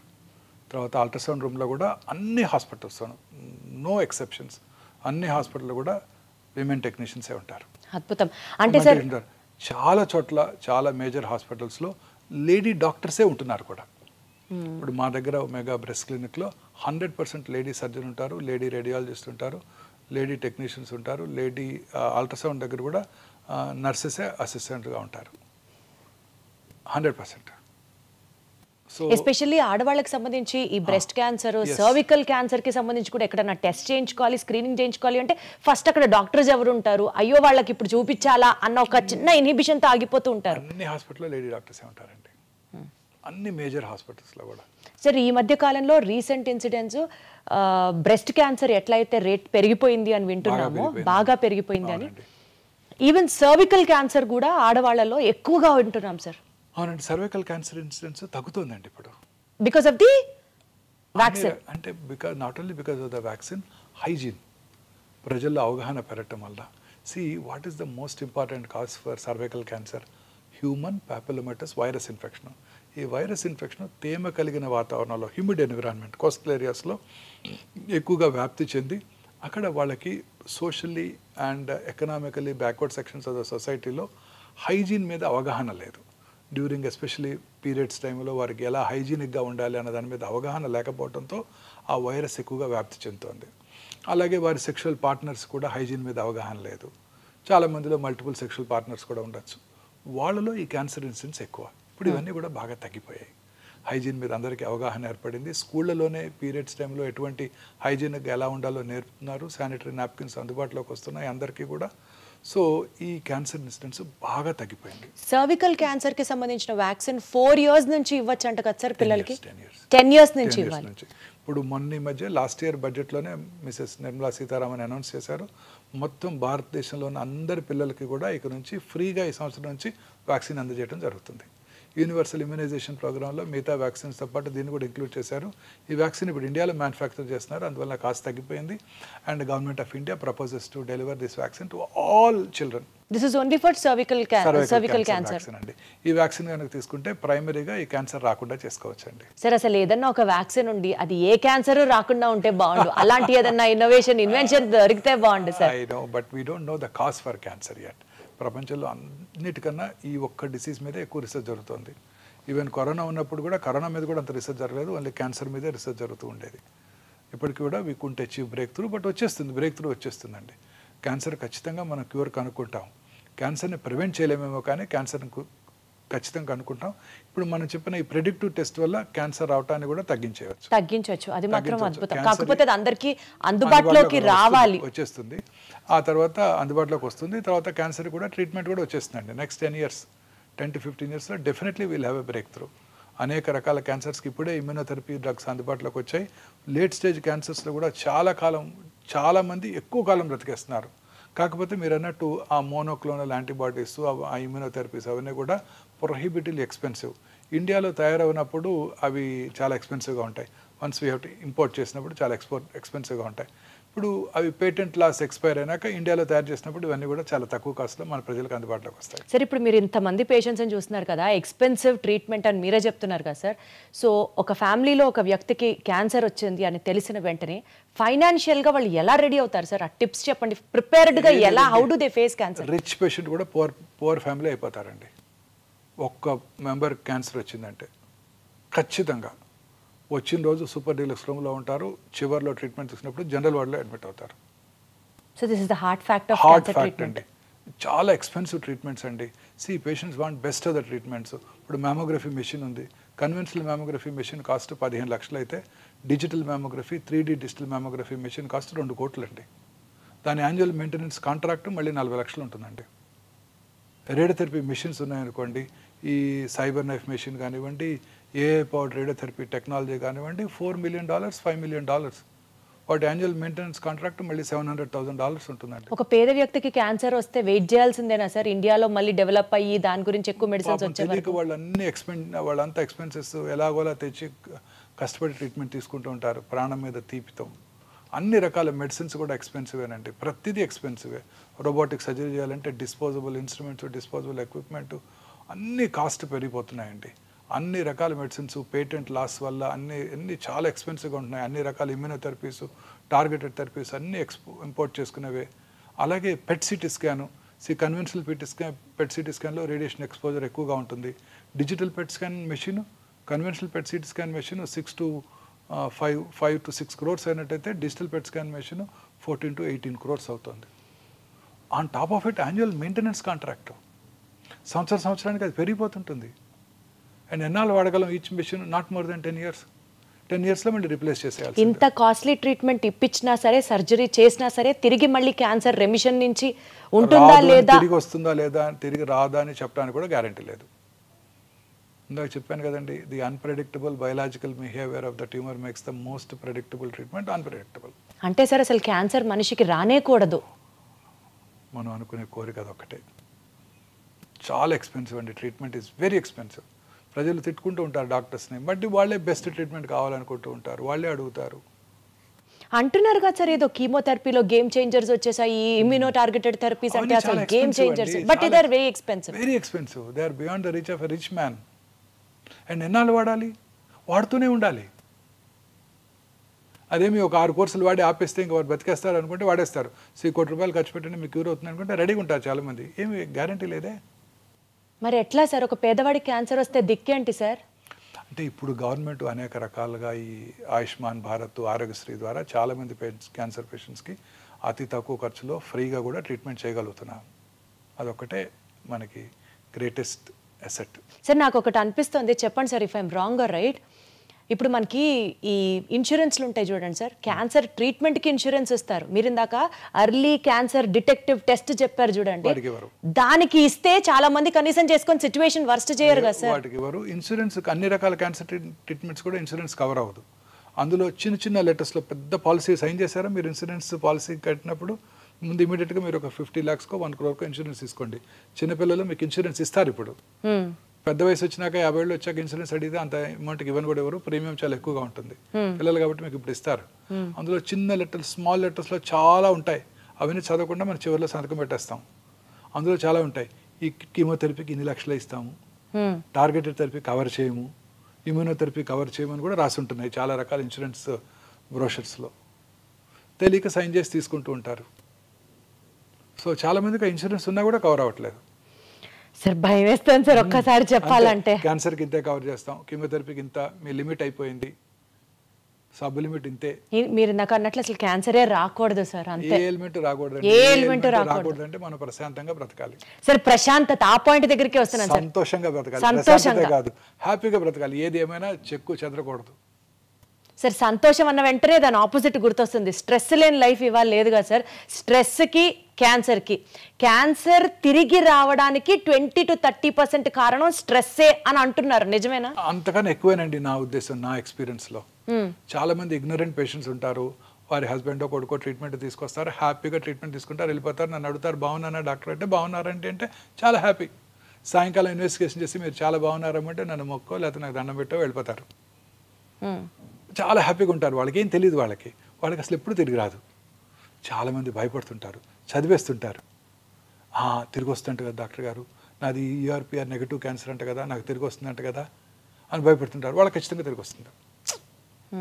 సో ప్రశాంతంగా అన్ని రకాల జబ్బులకి కూడా సంతోషము, మానసిక ప్రశాంతత ముఖ్యం. క్యాన్సర్ ఉందని తెలిస్తే ఎలా సంతోషంగా ఉంటారు సార్? మీకైనా అదే నేను చెప్పేది అదే. అందుకే చాలా మంది పేషెంట్ మనం ప్రిపేర్ చేయాలి. ఎంత లేట్ స్టేజ్ అయినా పేషెంట్కి మీరు చెప్పక్కర్లేదు. నా ఉద్దేశం అదే. నేను చాలాసార్లు అసలు ఎవరికి చెప్పను, అన్లెస్ వాళ్ళ రిలేటివ్స్ ఇన్సిస్ట్ చేస్తే తప్ప పేషెంట్కి చెప్పను. సో ఏం పర్లేదు, తగ్గిపోతుంది అని ధైర్యం చెప్తాను. మీకు నిజం తెలుసు, నాకు తెలుసు, వాళ్ళ అటెండ్ ఫ్యామిలీ మెంబర్స్కి కూడా తెలుసు. కానీ అలాంటి వాళ్ళే they do very well. So మీరు నేను కూడా ప్రశాంతంగా ఉండాలి. మానసికంగా మనం ప్రశాంతంగా ఉంటే ఏ జబ్బులు రావు. ప్రశాంతత ఎక్కడ దొరుకుతుంది సార్? కేజీ ఎంత సార్ ప్రశాంతత? అది సంపాదించుకోగలటం మన గొప్పతనం మేడం. ఏది ఏమైనా మనం మాత్రం హ్యాపీగా ఉండాలి. ఎలాంటి ఆపద వచ్చినా మనం ప్రశాంతంగా ఉంటే దాన్ని గెలవచ్చు. సో ఉదాహరణకి చాలాసార్లు మీరు క్రికెట్ మ్యాచ్ చూస్తుంటారు, లాస్ట్ ఓవర్ ఎవరు ప్రశాంతంగా ఆడితే వాళ్ళే గెలుస్తారు కదా. 20-20. మీరు ఎట్లా ఉంటారు sir despite of all so many stresses daily? మీ ప్రశాంతంగా మీరు ఏం చేస్తారు every day to be so peaceful? See, you have to be at this age. I'm 60 now. I crossed 60. నాకు ఇంకేం ఆందోళన ఉందండి. But otherwise also, sir, I've achieved whatever I wanted. I don't want anything else. I'm doing my job. I do రెగ్యులర్గా నా food మంచిగా చక్కగా తీసుకుంటాను, అన్ని రకాలుగా హ్యాపీగా ఉన్నాను, నాకు ఏ ప్రాబ్లమ్స్ లేవు. చాలాసార్లు నాకు ఇబ్బంది వచ్చేది, పేషెంట్కి సర్జరీ చేసాక ఏమైనా కాంప్లికేషన్స్ వచ్చాయనుకోండి, వాళ్ళు పెట్టే బాధే నాకు బాధ, లేకపోతే ఏముండదు. అన్ని రకాలుగా చెప్తాము. కొన్ని రకాల మేజర్ సర్జరీస్ చేసినప్పుడు కాంప్లికేషన్స్ రావచ్చు. కాంప్లికేషన్ రాకుండా ఏ సర్జన్ కూడా సర్జరీ చేయలేరు. ప్రపంచంలో బెస్ట్ ఆఫ్ ద టీమ్స్కి మేయో క్లినిక్లో అయినా, రాయల్ మాస్టన్ హాస్పిటల్ అయినా కాంప్లికేషన్స్ వస్తాయి సర్జరీ తర్వాత.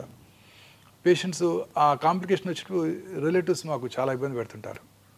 అలాంటి చిన్న చిన్న ఇబ్బందులు తప్ప నాకు ఏ రకమైన ఇబ్బంది నన్ను అసలు బాధ పెట్టదు నన్ను. అంటే మీరు మెడిటేషన్ చేస్తారా sir everyday? My OP is my meditation. చెప్పాను కదా 8 o'clock ఓపీలోకి వెళ్తే 1 వరకు టైమే తెలియదు నాకు, అసలు క్లాక్ ఉండదు. 1 o'clock రాగానే తెలుస్తుంది కొంచెం కడుపులో ఆకలేస్తుంటుంది. 1:15 అట్లా 1:15 అయి ఉంటుంది టైము, చూస్తే time 1:15. But otherwise also sir stress వల్ల క్యాన్సర్ రికర్ అవుతుంది అంటారా? స్ట్రెస్ వల్ల క్యాన్సరే వస్తుంది కూడా అంటారా? స్ట్రెస్ వల్ల అన్ని రకాల ఎలిమెంట్స్ ఇంక్లూడింగ్ క్యాన్సర్ వస్తాయండి. Coronary artery disease, cerebrovascular accident, cancer కూడా అన్ని రకాల జబ్బులకి స్ట్రెస్సే కారణం. మన ఇమ్యూనిటీ తక్కువ అవుతుంది. మనం ఎప్పుడైతే హ్యాపీగా లేనప్పుడో మన ఇమ్యూనిటీ తగ్గుతుంది. ఇమ్యూనిటీ తగ్గినప్పుడు ఈ మ్యూటేషన్స్ పైచేయి సాధిస్తాయి, they take upper hand. Coronary artery disease కానివ్వండి, కరోనా ఇన్ఫెక్షన్ కానివ్వండి, సెరిబ్రోవాస్కులర్ యాక్సిడెంట్ కానివ్వండి, క్యాన్సర్ కానివ్వండి, అన్ని రకాల ఎలిమెంట్స్కి స్ట్రెస్సే కారణం. ప్రశాంతంగా ఉంటే ఏ జబ్బు రాదు, ప్రశాంతంగా ఉంటే వైరల్ ఇన్ఫెక్షన్ వచ్చినా తొందరగా తగ్గిపోతుంది. మంచి నిద్ర, సంతోషం. సార్ ఆటో ఇమ్యూన్ డిసీజెస్ ఉన్న వాళ్ళకి క్యాన్సర్ ఇన్సిడెన్స్ ఎక్కువ అంటారు, నిజమేనా ఇది? అలానే ఏం లేదండి, కొన్ని రకాల ఎలిమెంట్స్ ఉండొచ్చు, కానీ అంత స్పెసిఫిక్గా ఆటో ఇమ్యూన్ డిసీజ్ ఉన్న వాళ్ళకి క్యాన్సర్ వస్తుందని ఏం లేదు. బికాజ్ వాళ్ళలో ఆల్రెడీ రోగనిరోధక శక్తిని సప్రెస్ చేయబడుతూ ఉంటుంది కాబట్టి క్యాన్సర్ రావడానికి ఆస్కారం ఎక్కువ ఉంది అని అంటారు. ఆటో ఇమ్యూన్ డిసీజ్ అంటే మన బాడీలో ఉన్న ఇమ్యూన్ మెకానిజం మన ఓన్ ఆర్గన్స్ మీద అగెన్స్ట్గా పనిచేస్తాయి. మామూలుగా ఇప్పుడు ఉదాహరణకి ఒక ఇండివిజువల్కి కిడ్నీ ట్రాన్స్ప్లాంట్ చేసామనుకోండి, కిడ్నీ ట్రాన్స్ప్లాంట్ చేస్తే అవుతుంది, అది ఒక ఫారిన్ ఆర్గన్, ఫారిన్ బాడీ, దాన్ని మన బాడీ రిజెక్ట్ చేస్తుంది, ట్రాన్స్ప్లాంట్ ఆర్గన్ రిజెక్ట్ చేస్తుంది. ఆ ట్రాన్స్ప్లాంటెడ్ ఆర్గన్ రిజెక్షన్ చేయకుండా ఉండటానికి వాళ్ళకి ఇమ్యూనోసప్రెసివ్ థెరపీ ఇస్తారు.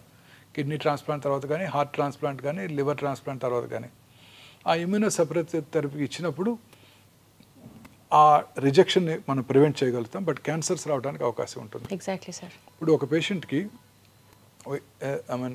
రియల్ ఇన్సిడెంట్ అనమాట. ఒక పేషెంట్కి మెలనోమా వచ్చింది. మెలనోమా వచ్చిన తర్వాత, మెలనోమా అంటే తెలుసు కదండి, స్కిన్ క్యాన్సర్. మెలనోమా వచ్చిన 20 yearsకి అంటే వచ్చి క్యూర్ అయిపోయింది ఆయనకి. 20 years తర్వాత ఈ వాజ్ బ్రెయిన్ డెడ్. 20 years అయిపోయింది కదా, నన్ను కిడ్నీ తీసుకెళ్ళి ఇంకెవరికో ట్రాన్స్ప్లాంట్ చేశారు. మరి ట్రాన్స్ప్లాంట్ చేసినప్పుడు వాళ్ళకి ఇమ్యూనోసప్రెసివ్ థెరపీ ఇస్తారు కదండి. ఇమ్యూనోసప్రెసివ్ థెరపీ ఇచ్చినప్పుడు వాళ్ళకి మెలనోమా వచ్చింది. అంటే melanoma is a skin disease. ఆ మెలనోమా క్యాన్సర్ కణాలు ఆ పేషెంట్ యొక్క కిడ్నీలో ఉన్నాయి, డార్మెంట్గా 20 years ఉన్నాయి. ఎందుకంటే ఆయన రెసిస్టెన్స్ బాగుంది కాబట్టి. 20 years తర్వాత ఇక్కడ ఇమ్యూనోసప్రెస్డ్ ఇండివిజువల్, ఎందుకంటే ఇమ్యూనోసప్రెసివ్ థెరపీ ఇచ్చారు కాబట్టి ఆ ట్రాన్స్ప్లాంట్ రెసిపియంట్కి melanoma took upper hand and he got melanoma. So again emphasizing the fact that immunity is the most important factor. If you are happy, your immune system is strong. Yes. If you are stressed, that's all. Finish. The story ends. Yes. Sir, ఇంకొక point sir, ఇప్పుడు ప్రతి ఒక్కళ్ళు perfumes use చేయడాలు, under arms కానివ్వండి, లేకపోతే deodorants use చేయడాలు, ఇలాంటి వాటికి బ్రెస్ట్ క్యాన్సర్ వస్తుంది అలానేం లేదండి. అనేక రకాల పర్ఫ్యూమ్స్లో కొన్ని రకాల సబ్స్టెన్సెస్ ఉంటాయి. వాటి వల్ల హార్మోన్ బ్యాలెన్స్ దెబ్బతిని వాళ్ళలో బ్రెస్ట్ క్యాన్సర్, ప్రాస్టేట్ క్యాన్సర్ వచ్చే అవకాశాలు కొంచెం ఎక్కువగా ఉంటాయి కదా. మామూలుగా ఈ బ్రాండెడ్ పర్ఫ్యూమ్స్లో ఈ కెమికల్స్ అన్ని తక్కువగానే వాడుతుంటారు. పర్వాలేదు. చీపర్ పర్ఫ్యూమ్స్ కొన్నప్పుడే ఈ ప్రాబ్లమ్స్ ఉంటాయి. డియోడ్రెంట్స్ వలన చాలా మందిలో ఒక అపోహ ఉంది, డియోడ్రెంట్ రాసుకుంటే బ్రెస్ట్ క్యాన్సర్ వస్తుందని. ఇది పూర్తిగా అపోహం మాత్రమే. డియోడ్రెంట్ వలన బ్రెస్ట్ క్యాన్సర్ రాదు. కానీ మంచి క్వాలిటీ డియోడ్రెంట్స్ వాడుకోవాలి, వెంటిలేషన్ అది బాగుండాలి. చాలా రకాల డియోడ్రెంట్స్ వలన అక్కడ స్వెట్ గ్లాండ్స్ యొక్క డక్ట్స్ బ్లాక్ అయ్యి అక్కడ ఇన్ఫెక్షన్స్ వచ్చే అవకాశం ఎక్కువగా ఉంటుంది. అంతే తప్ప క్యాన్సర్ వచ్చే అవకాశం లేదు. సార్, ఎస్పెషల్లీ విమెన్లో ఇన్నర్ వేర్ టైట్గా ఉండడం వల్ల కానీ, బ్రాస్ అండర్ వైర్డ్ ఉండడం వల్ల కానీ బ్రెస్ట్ క్యాన్సర్ రావడానికి ఆస్కారం ఎక్కువ ఉంది అన్నది ఒకటి చదివాను నేను. లేదు మేడం, దానికి దీనికి సంబంధం లేదు. No, not at all. Perfect sir, perfect. చాలామంది కొంతమంది టాల్కమ్ పౌడర్ వాడుతున్నప్పుడు ఇన్నర్ వేర్ వేసుకున్న తర్వాత లోపల ఎస్పెషల్లీ ప్రైవేట్ పార్ట్స్ దగ్గర వాళ్ళలోకి ఆ పౌడర్, కొన్నిసార్లు ఆ పౌడర్లో ఉండే కెమికల్స్ వెజైనా ద్వారా లోపలికి వెళ్ళి కొన్ని రకాల ఓవేరియన్ క్యాన్సర్ వస్తుందని కొన్ని స్టడీస్ చూపించాయి. చాలా రకాల ఇప్పుడు ప్రముఖ టాల్కమ్ పౌడర్స్ కంపెనీస్ మీద చాలా లా సూట్స్ కూడా అనేక దేశాల్లో ఉన్నాయి. పౌడర్ వేసుకుంటే క్యాన్సర్ రావడం ఏంటి సార్? అంటే ఆ ఇంటిమేట్గా ఆ ఇన్నర్స్ లోపల ప్రైవేట్ పార్ట్స్ దగ్గర వేసుకున్నట్టయితే అక్కడ ఎస్పెషల్లీ ముఖ్యంగా స్త్రీలలో వచ్చే అవకాశం ఎక్కువగా ఉంటుంది. ప్రిఫరబుల్లీ అలాంటివి అవాయిడ్ చేయడం better. Big note all the talcum powders ఈ క్షణం నుంచి అర్థమైంది సార్ నాకు. సార్ ఒక్కటి చెప్పండి, vitamin D supplement, calcium, magnesium, zinc, vitamin B12, folic acid ఇట్లాంటి సప్లిమెంట్స్ తీసుకోకుండా నాకు తెలిసి ఈ రోజుల్లో ఎవరు లేరు. మేబీ 20-25 నుంచే స్కిన్ కోసం సప్లిమెంట్, హెయిర్ నెయిల్స్ కోసం ఇట్లా సప్లిమెంట్స్ మీదే బండి నడుస్తున్న ఈ రోజుల్లో యాంటీ ఆక్సిడెంట్ సప్లిమెంట్స్ తీసుకోవడం వల్ల క్యాన్సర్ వచ్చే అవకాశం తగ్గుతుంది అని ఒక నానుడు ఉంది. ఇది నిజమా కాదా మీరే చెప్పాలి. అంటే యాంటీ ఆక్సిడెంట్స్ ఈ ఫ్రీ రాడికల్స్ డ్యామేజ్ని ప్రివెంట్ చేసి ఖచ్చితంగా క్యాన్సర్ అవడాన్ని నిరోధిస్తాయి. ఓకే, అందులో అనుమానమే లేదు. క్లియర్. యాంటీ ఆక్సిడెంట్స్ రెగ్యులర్గా తీసుకోవడం వల్ల క్యాన్సర్ రాదని చెప్పలేము, కానీ యాంటీ ఆక్సిడెంట్ తీసుకోవడం వల్ల నష్టం అయితే లేదు, బెనిఫిషియల్ ఎఫెక్ట్సే ఉంటాయి. మితంగా రెగ్యులర్గా ఒకటి తీసుకున్నట్టు వల్ల నష్టం మాత్రం లేదు. Super sir. సార్ ఒక చిన్న ర్యాపిడ్ ఫైర్ లాంటిది కంటిన్యూ చేద్దాం సార్, సో దట్ మిత్స్ అన్ని డీమిత్ చేసేద్దాం ఒక్కసారితో. To start with, cancer spreads if a tumour is operated on. ఇది చాలా కామన్ మిస్కన్సెప్షన్ అండి. కత్తి పెడితే క్యాన్సర్ పెరిగిపోతుంది. ఇది ఖచ్చితంగా అపోహ మాత్రమే. క్యాన్సర్ని సర్జరీ చేయడం ద్వారానే క్యూర్ చేయగలం. ఇందాక మనం డిస్కస్ చేసాం సాలిడ్ ట్యూమర్స్, హిమటలాజికల్స్. బ్రెయిన్ ట్యూమర్ నుంచి కాల్లో చిటికెన్ వేలు వరకు వచ్చే మెలనోమా వరకు కూడా అర్లీ స్టేజ్లో క్యాన్సర్ డయాగ్నోస్ చేస్తే సర్జరీ అంటే శస్త్రచికిత్స చేయడం ద్వారానే క్యూర్ చేయగలం. ఇంకా ఏ ఇతర చికిత్స క్యూర్ చేయలేదు. సో ఇది పూర్తిగా అపోహ మాత్రమే. నిజం ఏంటంటే క్యాన్సర్ క్యూర్ చేయాలంటే సర్జరీ చేయాల్సిందే. సార్ అర్లీ స్టేజెస్ లో కనుక డిటెక్ట్ చేస్తే క్యాన్సర్ ని మనం వాళ్ళని కంప్లీట్ గా నివారించచ్చా? క్యాన్సర్ అంటే ఇంకా వాళ్ళ క్యాన్సర్ లేకుండా సర్జరీ చేసి క్యూర్ చేయగలం. సర్జరీ చేసి అర్లీ స్టేజ్ లో కూడా? ఎస్, ఎర్లీ స్టేజ్ లోనే సర్జరీ చేస్తాం. అచ్చా. కార్సినోమా టమ్ కానివ్వండి, బ్రెయిన్ క్యాన్సర్ కానివ్వండి, లంగ్ క్యాన్సర్ కానివ్వండి, అర్లీ స్టేజ్ లోనే సర్జరీ చేయడం జరుగుతుంది. Perfect sir. స్మోక్ చేసే వాళ్ళకే లంగ్ క్యాన్సర్ వస్తుంది? లేదు, స్మోక్ చేయని 12 ఏళ్ళ ఆడపిల్ల కూడా లంగ్ క్యాన్సర్ రావచ్చు. సరే, మగవాళ్ళకి బ్రెస్ట్ క్యాన్సర్ అన్నారు, 12 ఏళ్ళ ఆడవాళ్ళకి లంగ్ క్యాన్సర్ అంటున్నారు. స్మోక్ చేయని 12 ఏళ్ళ ఆడపిల్లకి వారి తండ్రి గారు కూడా స్మోక్ చేయలేదు, పాసివ్ స్మోకర్ కూడా కదా అమ్మాయి. చాలా మంది లేడీస్ రెగ్యులర్గా చూస్తుంటాను. కానీ లేడీస్లో వచ్చే లంగ్ క్యాన్సర్స్ జనరల్గా ఇందాక నేను చెప్పాను జెనెటిక్ మ్యూటేషన్ వల్ల వస్తుందని. ఆ జెనెటిక్ మ్యూటేషన్ వల్ల వచ్చే అవకాశాలు ఎక్కువగా ఉంటాయి. ముఖ్యంగా భారతీయ స్త్రీలు స్మోక్ చేయరు కాబట్టి వాళ్ళందరిలో కూడా సింపుల్ ఆ జెనెటిక్ మ్యూటేషన్ టార్గెట్ చేసే టాబ్లెట్ తీసుకుని వాళ్ళు సంవత్సరాలు బతికేస్తుంటారు. ఓ, జెనెటిక్ మ్యూటేషన్ ని క్యాన్సర్ టాబ్లెట్ ద్వారా కూడా నివారించవచ్చు, లాంజివిటీ పెంచొచ్చు. లాంజివిటీ పెంచొచ్చు. ఇందాక చెప్పాము మనం కొన్ని జీన్స్ మ్యూటేషన్ వల్ల క్యాన్సర్ వస్తుంది. క్యాన్సర్ కి టాబ్లెట్స్ ఉన్నాయా సార్? ఈ జెనెటిక్ మ్యూటేషన్ కనుక ఉన్నట్టయితే స్త్రీలలో ఉంటాయి కూడా. వాళ్ళలో మన భారతీయ స్త్రీల్లో 100కి 70 నుంచి 80 మందికి లంగ్ క్యాన్సర్ పేషెంట్స్లో స్త్రీలలో వచ్చినప్పుడు ఈ జెనెటిక్ మ్యూటేషన్ ఉంటుంది. దాన్ని టార్గెట్ చేసే మందులు ఇప్పుడు మనకి కమర్షియల్గా అందుబాటులో ఉన్నాయి. అవి తీసుకున్నట్టయితే వాళ్ళు దాంతోనే బతికేస్తారు, ఇంటి దగ్గరే ఉంటూ హాస్పిటల్కి కూడా రాకుండా. సార్, ఇది అసలు ఒక క్యాన్సర్ గైడ్ సార్ ఇవాళ మన ఎపిసోడ్. ఎన్ని విషయాలు తెలుస్తున్నాయి అంటే, కొత్త విషయాలు. అట్లీస్ట్ నాకైతే మాత్రం చాలా కొత్తగా ఉంది సార్ ఇంటర్వ్యూ. షుగర్ తింటే క్యాన్సర్ పెరిగిపోతుంది. True. Sugar especially refined white sugar కనుక తీసుకోవటం పూర్తిగా అవాయిడ్ చేయడం బెటర్ అండి.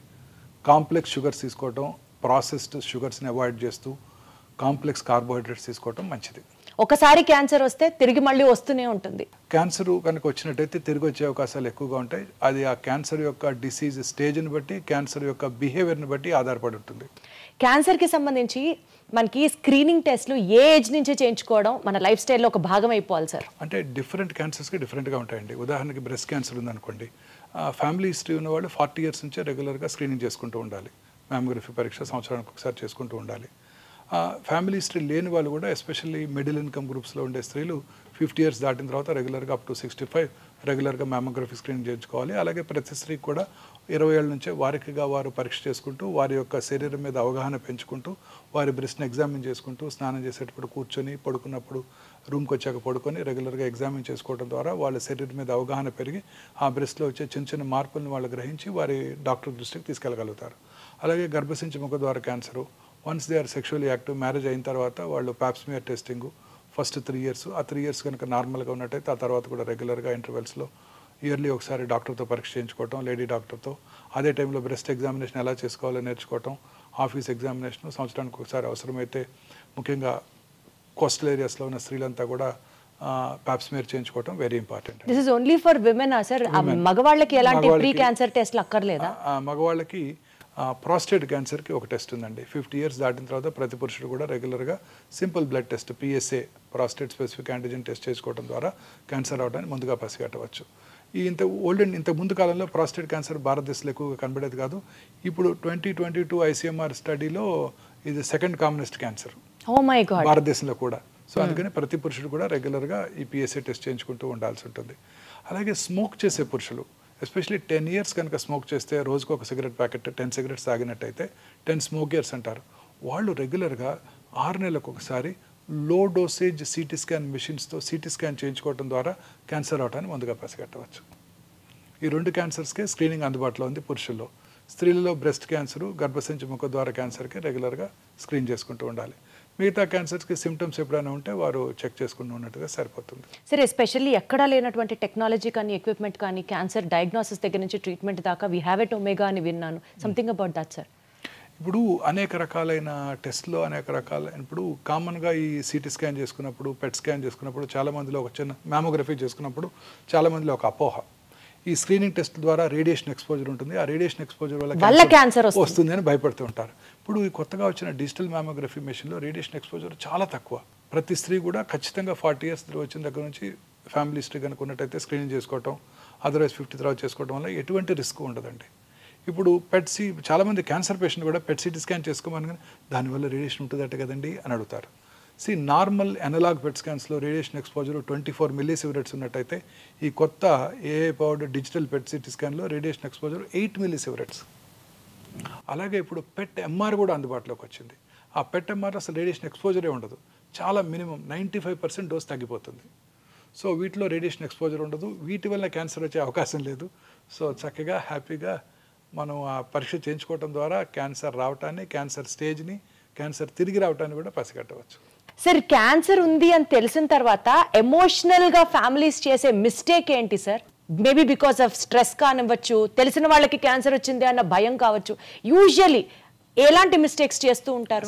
క్యాన్సర్ పేషెంట్స్తో ప్రాబ్లం ఏంటంటే వాళ్ళు చాలా డిస్టర్బ్ అయిపోతారు. మీరు అన్నట్టు మీరు మన ఫ్యామిలీ మెంబర్కే కాదండి, మన రోజు వాకింగ్కి వెళ్తున్నాం అనుకోండి, లేకపోతే నేను రోజు మార్నింగ్ ఎర్లీ మార్నింగ్ కార్లో వస్తుంటాను, నాకు ఎదురుగా ఒక 10 మంది వస్తుంటారు. ఆ 10 మందిలో ఎవరైనా ఒకళ్ళు ఈ మధ్య గత 10 ఏళ్ళలో ఒకళ్ళు రావట్లేదు.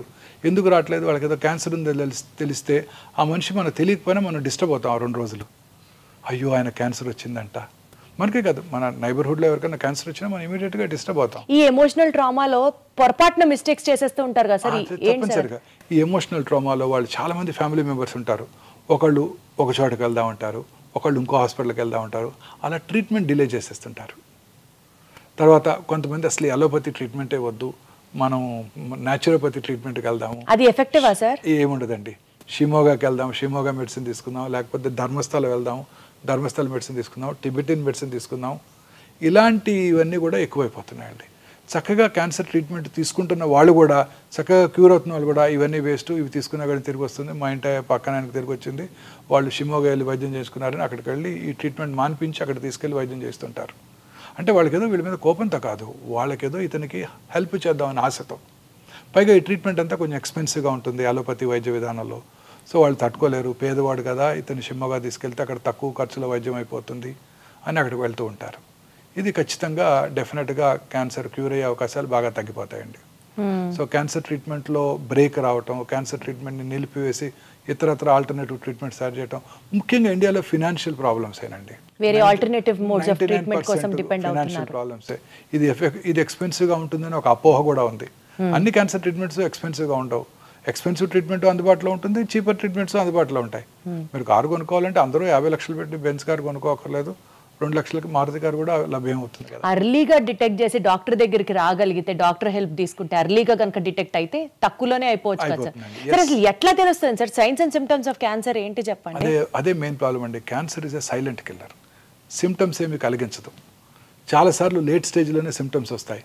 చిన్న సిమ్టమ్స్ ఉంటాయి, అవి జనరల్గా అందరూ నెగ్లెక్ట్ చేస్తారు. ఏంటి సార్ అలాంటి ఒక 5 to 7 సైన్స్ చెప్పండి. ఉదాహరణ పైనుంచి కిందకి వెళ్దాం. Brain headache, early morning headache వచ్చింది అనుకోండి ఎవరికైనా, అది అశ్రద్ధ చేయకూడదు. ఇంటెన్సిటీ పెరిగిపోతుంది అనుకోండి రెగ్యులర్గా, అశ్రద్ధ చేయకూడదు. పొద్దున్నే 3 గంటలకి హెడేక్తో నిద్రలేగుస్తున్నాం అనుకోండి, అది అశ్రద్ధ చేయకూడదు.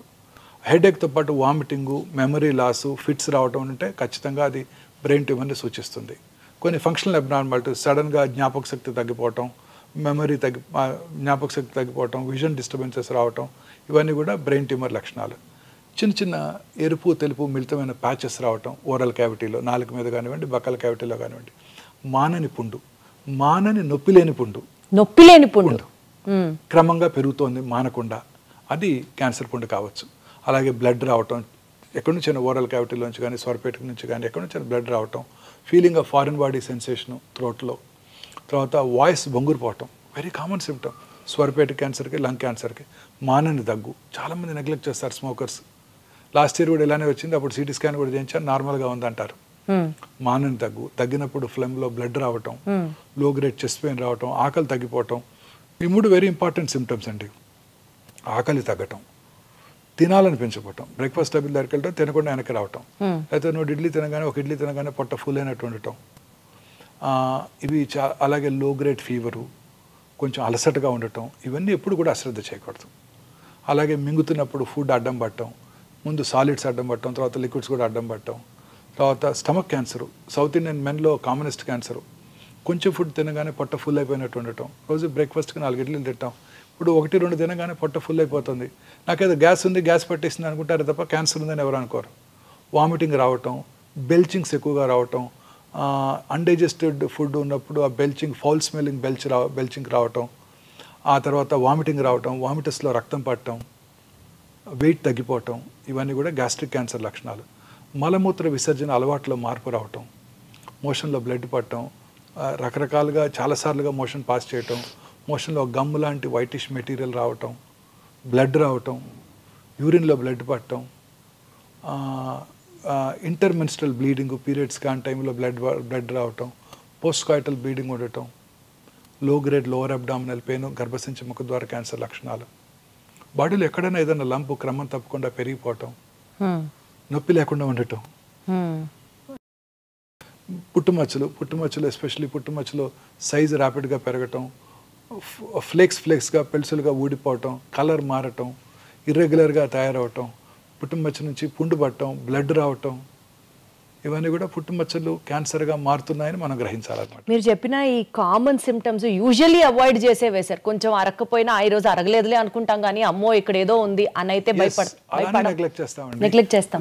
లూజ్ మోషన్స్ అవుతాయి, కాన్స్టిపేషన్ వస్తుంది, లాస్ట్ వీక్ వెళ్ళి బావర్చీలో తిన్నాం అందువల్లనే వస్తుంది, ఆమె వీక్ డిసెంట్రీ అనుకుంటారే తప్ప క్యాన్సర్ ఉందని అనుకోరు. బ్లీడింగ్ అవ్వగానే హెమరాయిడ్స్, పైల్స్ లాస్ట్ ఇయర్ కూడా ఎలా ఉన్నాయో కొన్నిసార్లు తగ్గిపోతుంది అనుకుంటారే తప్ప అశ్రద్ధ చేస్తారు. అశ్రద్ధ చేసినా మాక్సిమం సార్ 1-2 డేస్ చూసి తర్వాత ఇమ్మీడియట్గా డాక్టర్ దగ్గరికి వచ్చేయడమే కదా.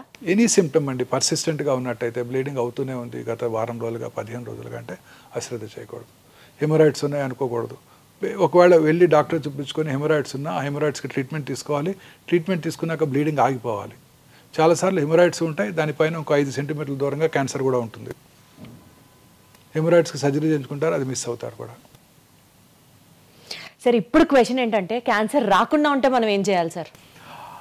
మానసికంగా ప్రశాంతంగా ఉండాలి, సంతోషంగా ఉండాలి, రిఫైన్డ్ ఫుడ్స్ ఎక్కువగా తీసుకోకుండా ఫ్రెష్ ఫ్రూట్స్, వెజిటబుల్స్, గ్రీన్స్ రెగ్యులర్గా తీసుకుంటూ, రెగ్యులర్గా సన్ బేదింగ్, సూర్యరశ్మికి ఎక్స్పోజ్ అవుతూ, రెగ్యులర్గా ఎక్సర్సైజ్ చేస్తూ, లీన్ బాడీ మాస్ మెయింటైన్ చేస్తూ, దూరాలవాట్లకు దూరంగా ఉంటూ, ప్రాసెస్డ్ ఫుడ్స్కి, జంక్ ఫుడ్స్కి దూరంగా ఉంటూ, ప్రశాంతంగా సంతోషంగా నిద్రపోయినట్టయితే క్యాన్సర్ నుంచి దూరంగా ఉండవచ్చు. సార్ వారానికి 7 రోజులు 7 అలవాట్లు చెప్పండి సార్ మీరు, సో దట్ రోజుకి ఒక అలవాటు చేసుకున్నా ఆ మొత్తం వారం అదే అలవాట్లు ప్రాక్టీస్ చేస్తూ మన లైఫ్ స్టైల్గా మార్చుకుంటే క్యాన్సర్ని మనం ప్రివెంట్ చేయొచ్చు అంటే ఏం చెప్తారు సార్?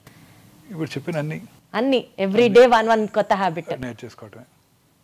Wonderful sir. సార్ ఆడియన్స్కి ఒక piece of advice from your end, క్యాన్సర్ని దూరంగా పెట్టడానికి కావచ్చు, క్యాన్సర్ మీద అవగాహన రావడానికి కావచ్చు, మీరు ఇచ్చే సలహా ఏంటి సార్? ఏ చిన్న సిమ్టమ్స్ని కూడా అశ్రద్ధ చేయొద్దు. మన బాడీలో వచ్చే ప్రతి మార్పుని గమనించండి. మీ దగ్గరలో ఉన్న మీ ఫ్యామిలీ ఫిజిషియన్ కలవండి, ఆంకాలజిస్ట్ని కలవాల్సిన అవసరం లేదు. మీ ఫ్యామిలీ ఫిజిషియన్ దాన్ని కరెక్ట్గా ఐడెంటిఫై చేసి అది రిపీటెడ్గా వస్తున్నట్టయితే వారే ఆంకాలజిస్ట్కి రిఫర్ చేస్తారనమాట.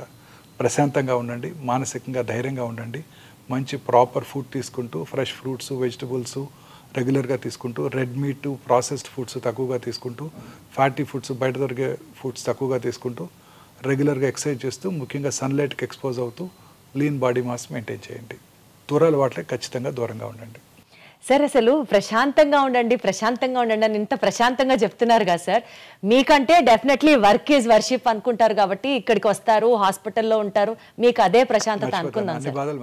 అన్ని బాధలు రోజుకి 18 hours పని చేస్తాను, అన్ని బాధలు మర్చిపోతాను సార్. కానీ మీరు హ్యాపీగా ఉండడానికి డెఫినెట్లీ మీ ఫ్యామిలీ సపోర్ట్ కూడా ఎంతో కొంత ఉంటుంది కదా sir. All of them they great support అండి. మీ ఫ్యామిలీ గురించి చెప్పండి sir. My wife she is always here only. నాకు లంచ్ తీసుకొని వస్తారు. అదే మీ హ్యాపీనెస్ కి కారణమా సార్? నాతోనే ఉంటారు ఖచ్చితంగా, రోజంతా ఈవినింగ్ వరకు ఉంటారు. మళ్ళీ డిన్నర్ టైం వరకు డిన్నర్ చేసుకున్నాక వెళ్ళిపోతాం. ప్రశాంతంగా ఉంటాం, అసలు ఏ ప్రాబ్లమ్స్ లేవండి, చీకు చింత లేకుండా ఉంటాం. చాలా సార్లు అదే పాయింట్ ఎంఫసైజ్ చేస్తున్నారు కానీ చాలా హ్యాపీగా ఉంది సార్. సార్ ఫైనల్గా ఒక్క మాట చెప్పండి సార్, మీ డ్రీమ్ ఏంటి sir? I have achieved everything whatever I wanted. I don't have any more dreams. I'm happy, హెల్దీగా ఉంటే చాలు. ఒక చిన్న పీడియాట్రిక్ హాస్పిటల్ కట్టాలని ఒక కోరిక ఉంది. అంటే పిల్లల్లో వచ్చే క్యాన్సర్స్ ఇందాక మనం డిస్కస్ చేసాం, క్యూర్ అయిపోతాయి. సో చాలామంది పిల్లలకి ట్రీట్మెంట్ అందకుండా ఉంటుంది. ఒక హాస్పిటల్ కట్టి ఆ హాస్పిటల్లో డాక్టర్ ఛార్జెస్ ఉండవు, ట్రీట్మెంట్కి మనం ఇచ్చే ఛార్జెస్ ఉండవు, ఇన్వెస్టిగేషన్ ఛార్జెస్ ఉండవు, బెడ్ ఛార్జెస్ ఉండవు. ఓన్లీ మెడిసిన్స్కి మాత్రమే ఛార్జ్ చేస్తాం. అది మెడిసిన్స్ కూడా ప్రిఫరబుల్లీ ఏదో కంపెనీ ద్వారా తెప్పించుకోవడం. చాలామంది డొనేట్ చేయడానికి రెడీగా ఉన్నారు. అలాగే ఆయుష్మాన్ భారత్, ఆరోగ్యశ్రీ ద్వారా ఆ మెడిసిన్స్ తెప్పించుకొని మనం ఫ్రీగా ట్రీట్మెంట్ ఇవ్వగలగాలి. ఇది ఒక హాస్పిటల్ క్రియేట్ చేయాలని నాకు ఒక కోరిక ఉందండి. ఖచ్చితంగా 1-2 yearsలో చేసేయగలుగుతాను. అది తదాస్తు సార్, మీరు చేయగలరు, మీరు మాత్రమే చేయగలరు. ఎందుకంటే వాళ్ళకి కనుక ట్రీట్ చేసామంటే వాళ్ళు నెక్స్ట్ 50-60 years బతికేస్తారు హ్యాపీగా, మనం గుర్తుపెట్టుకుంటారు.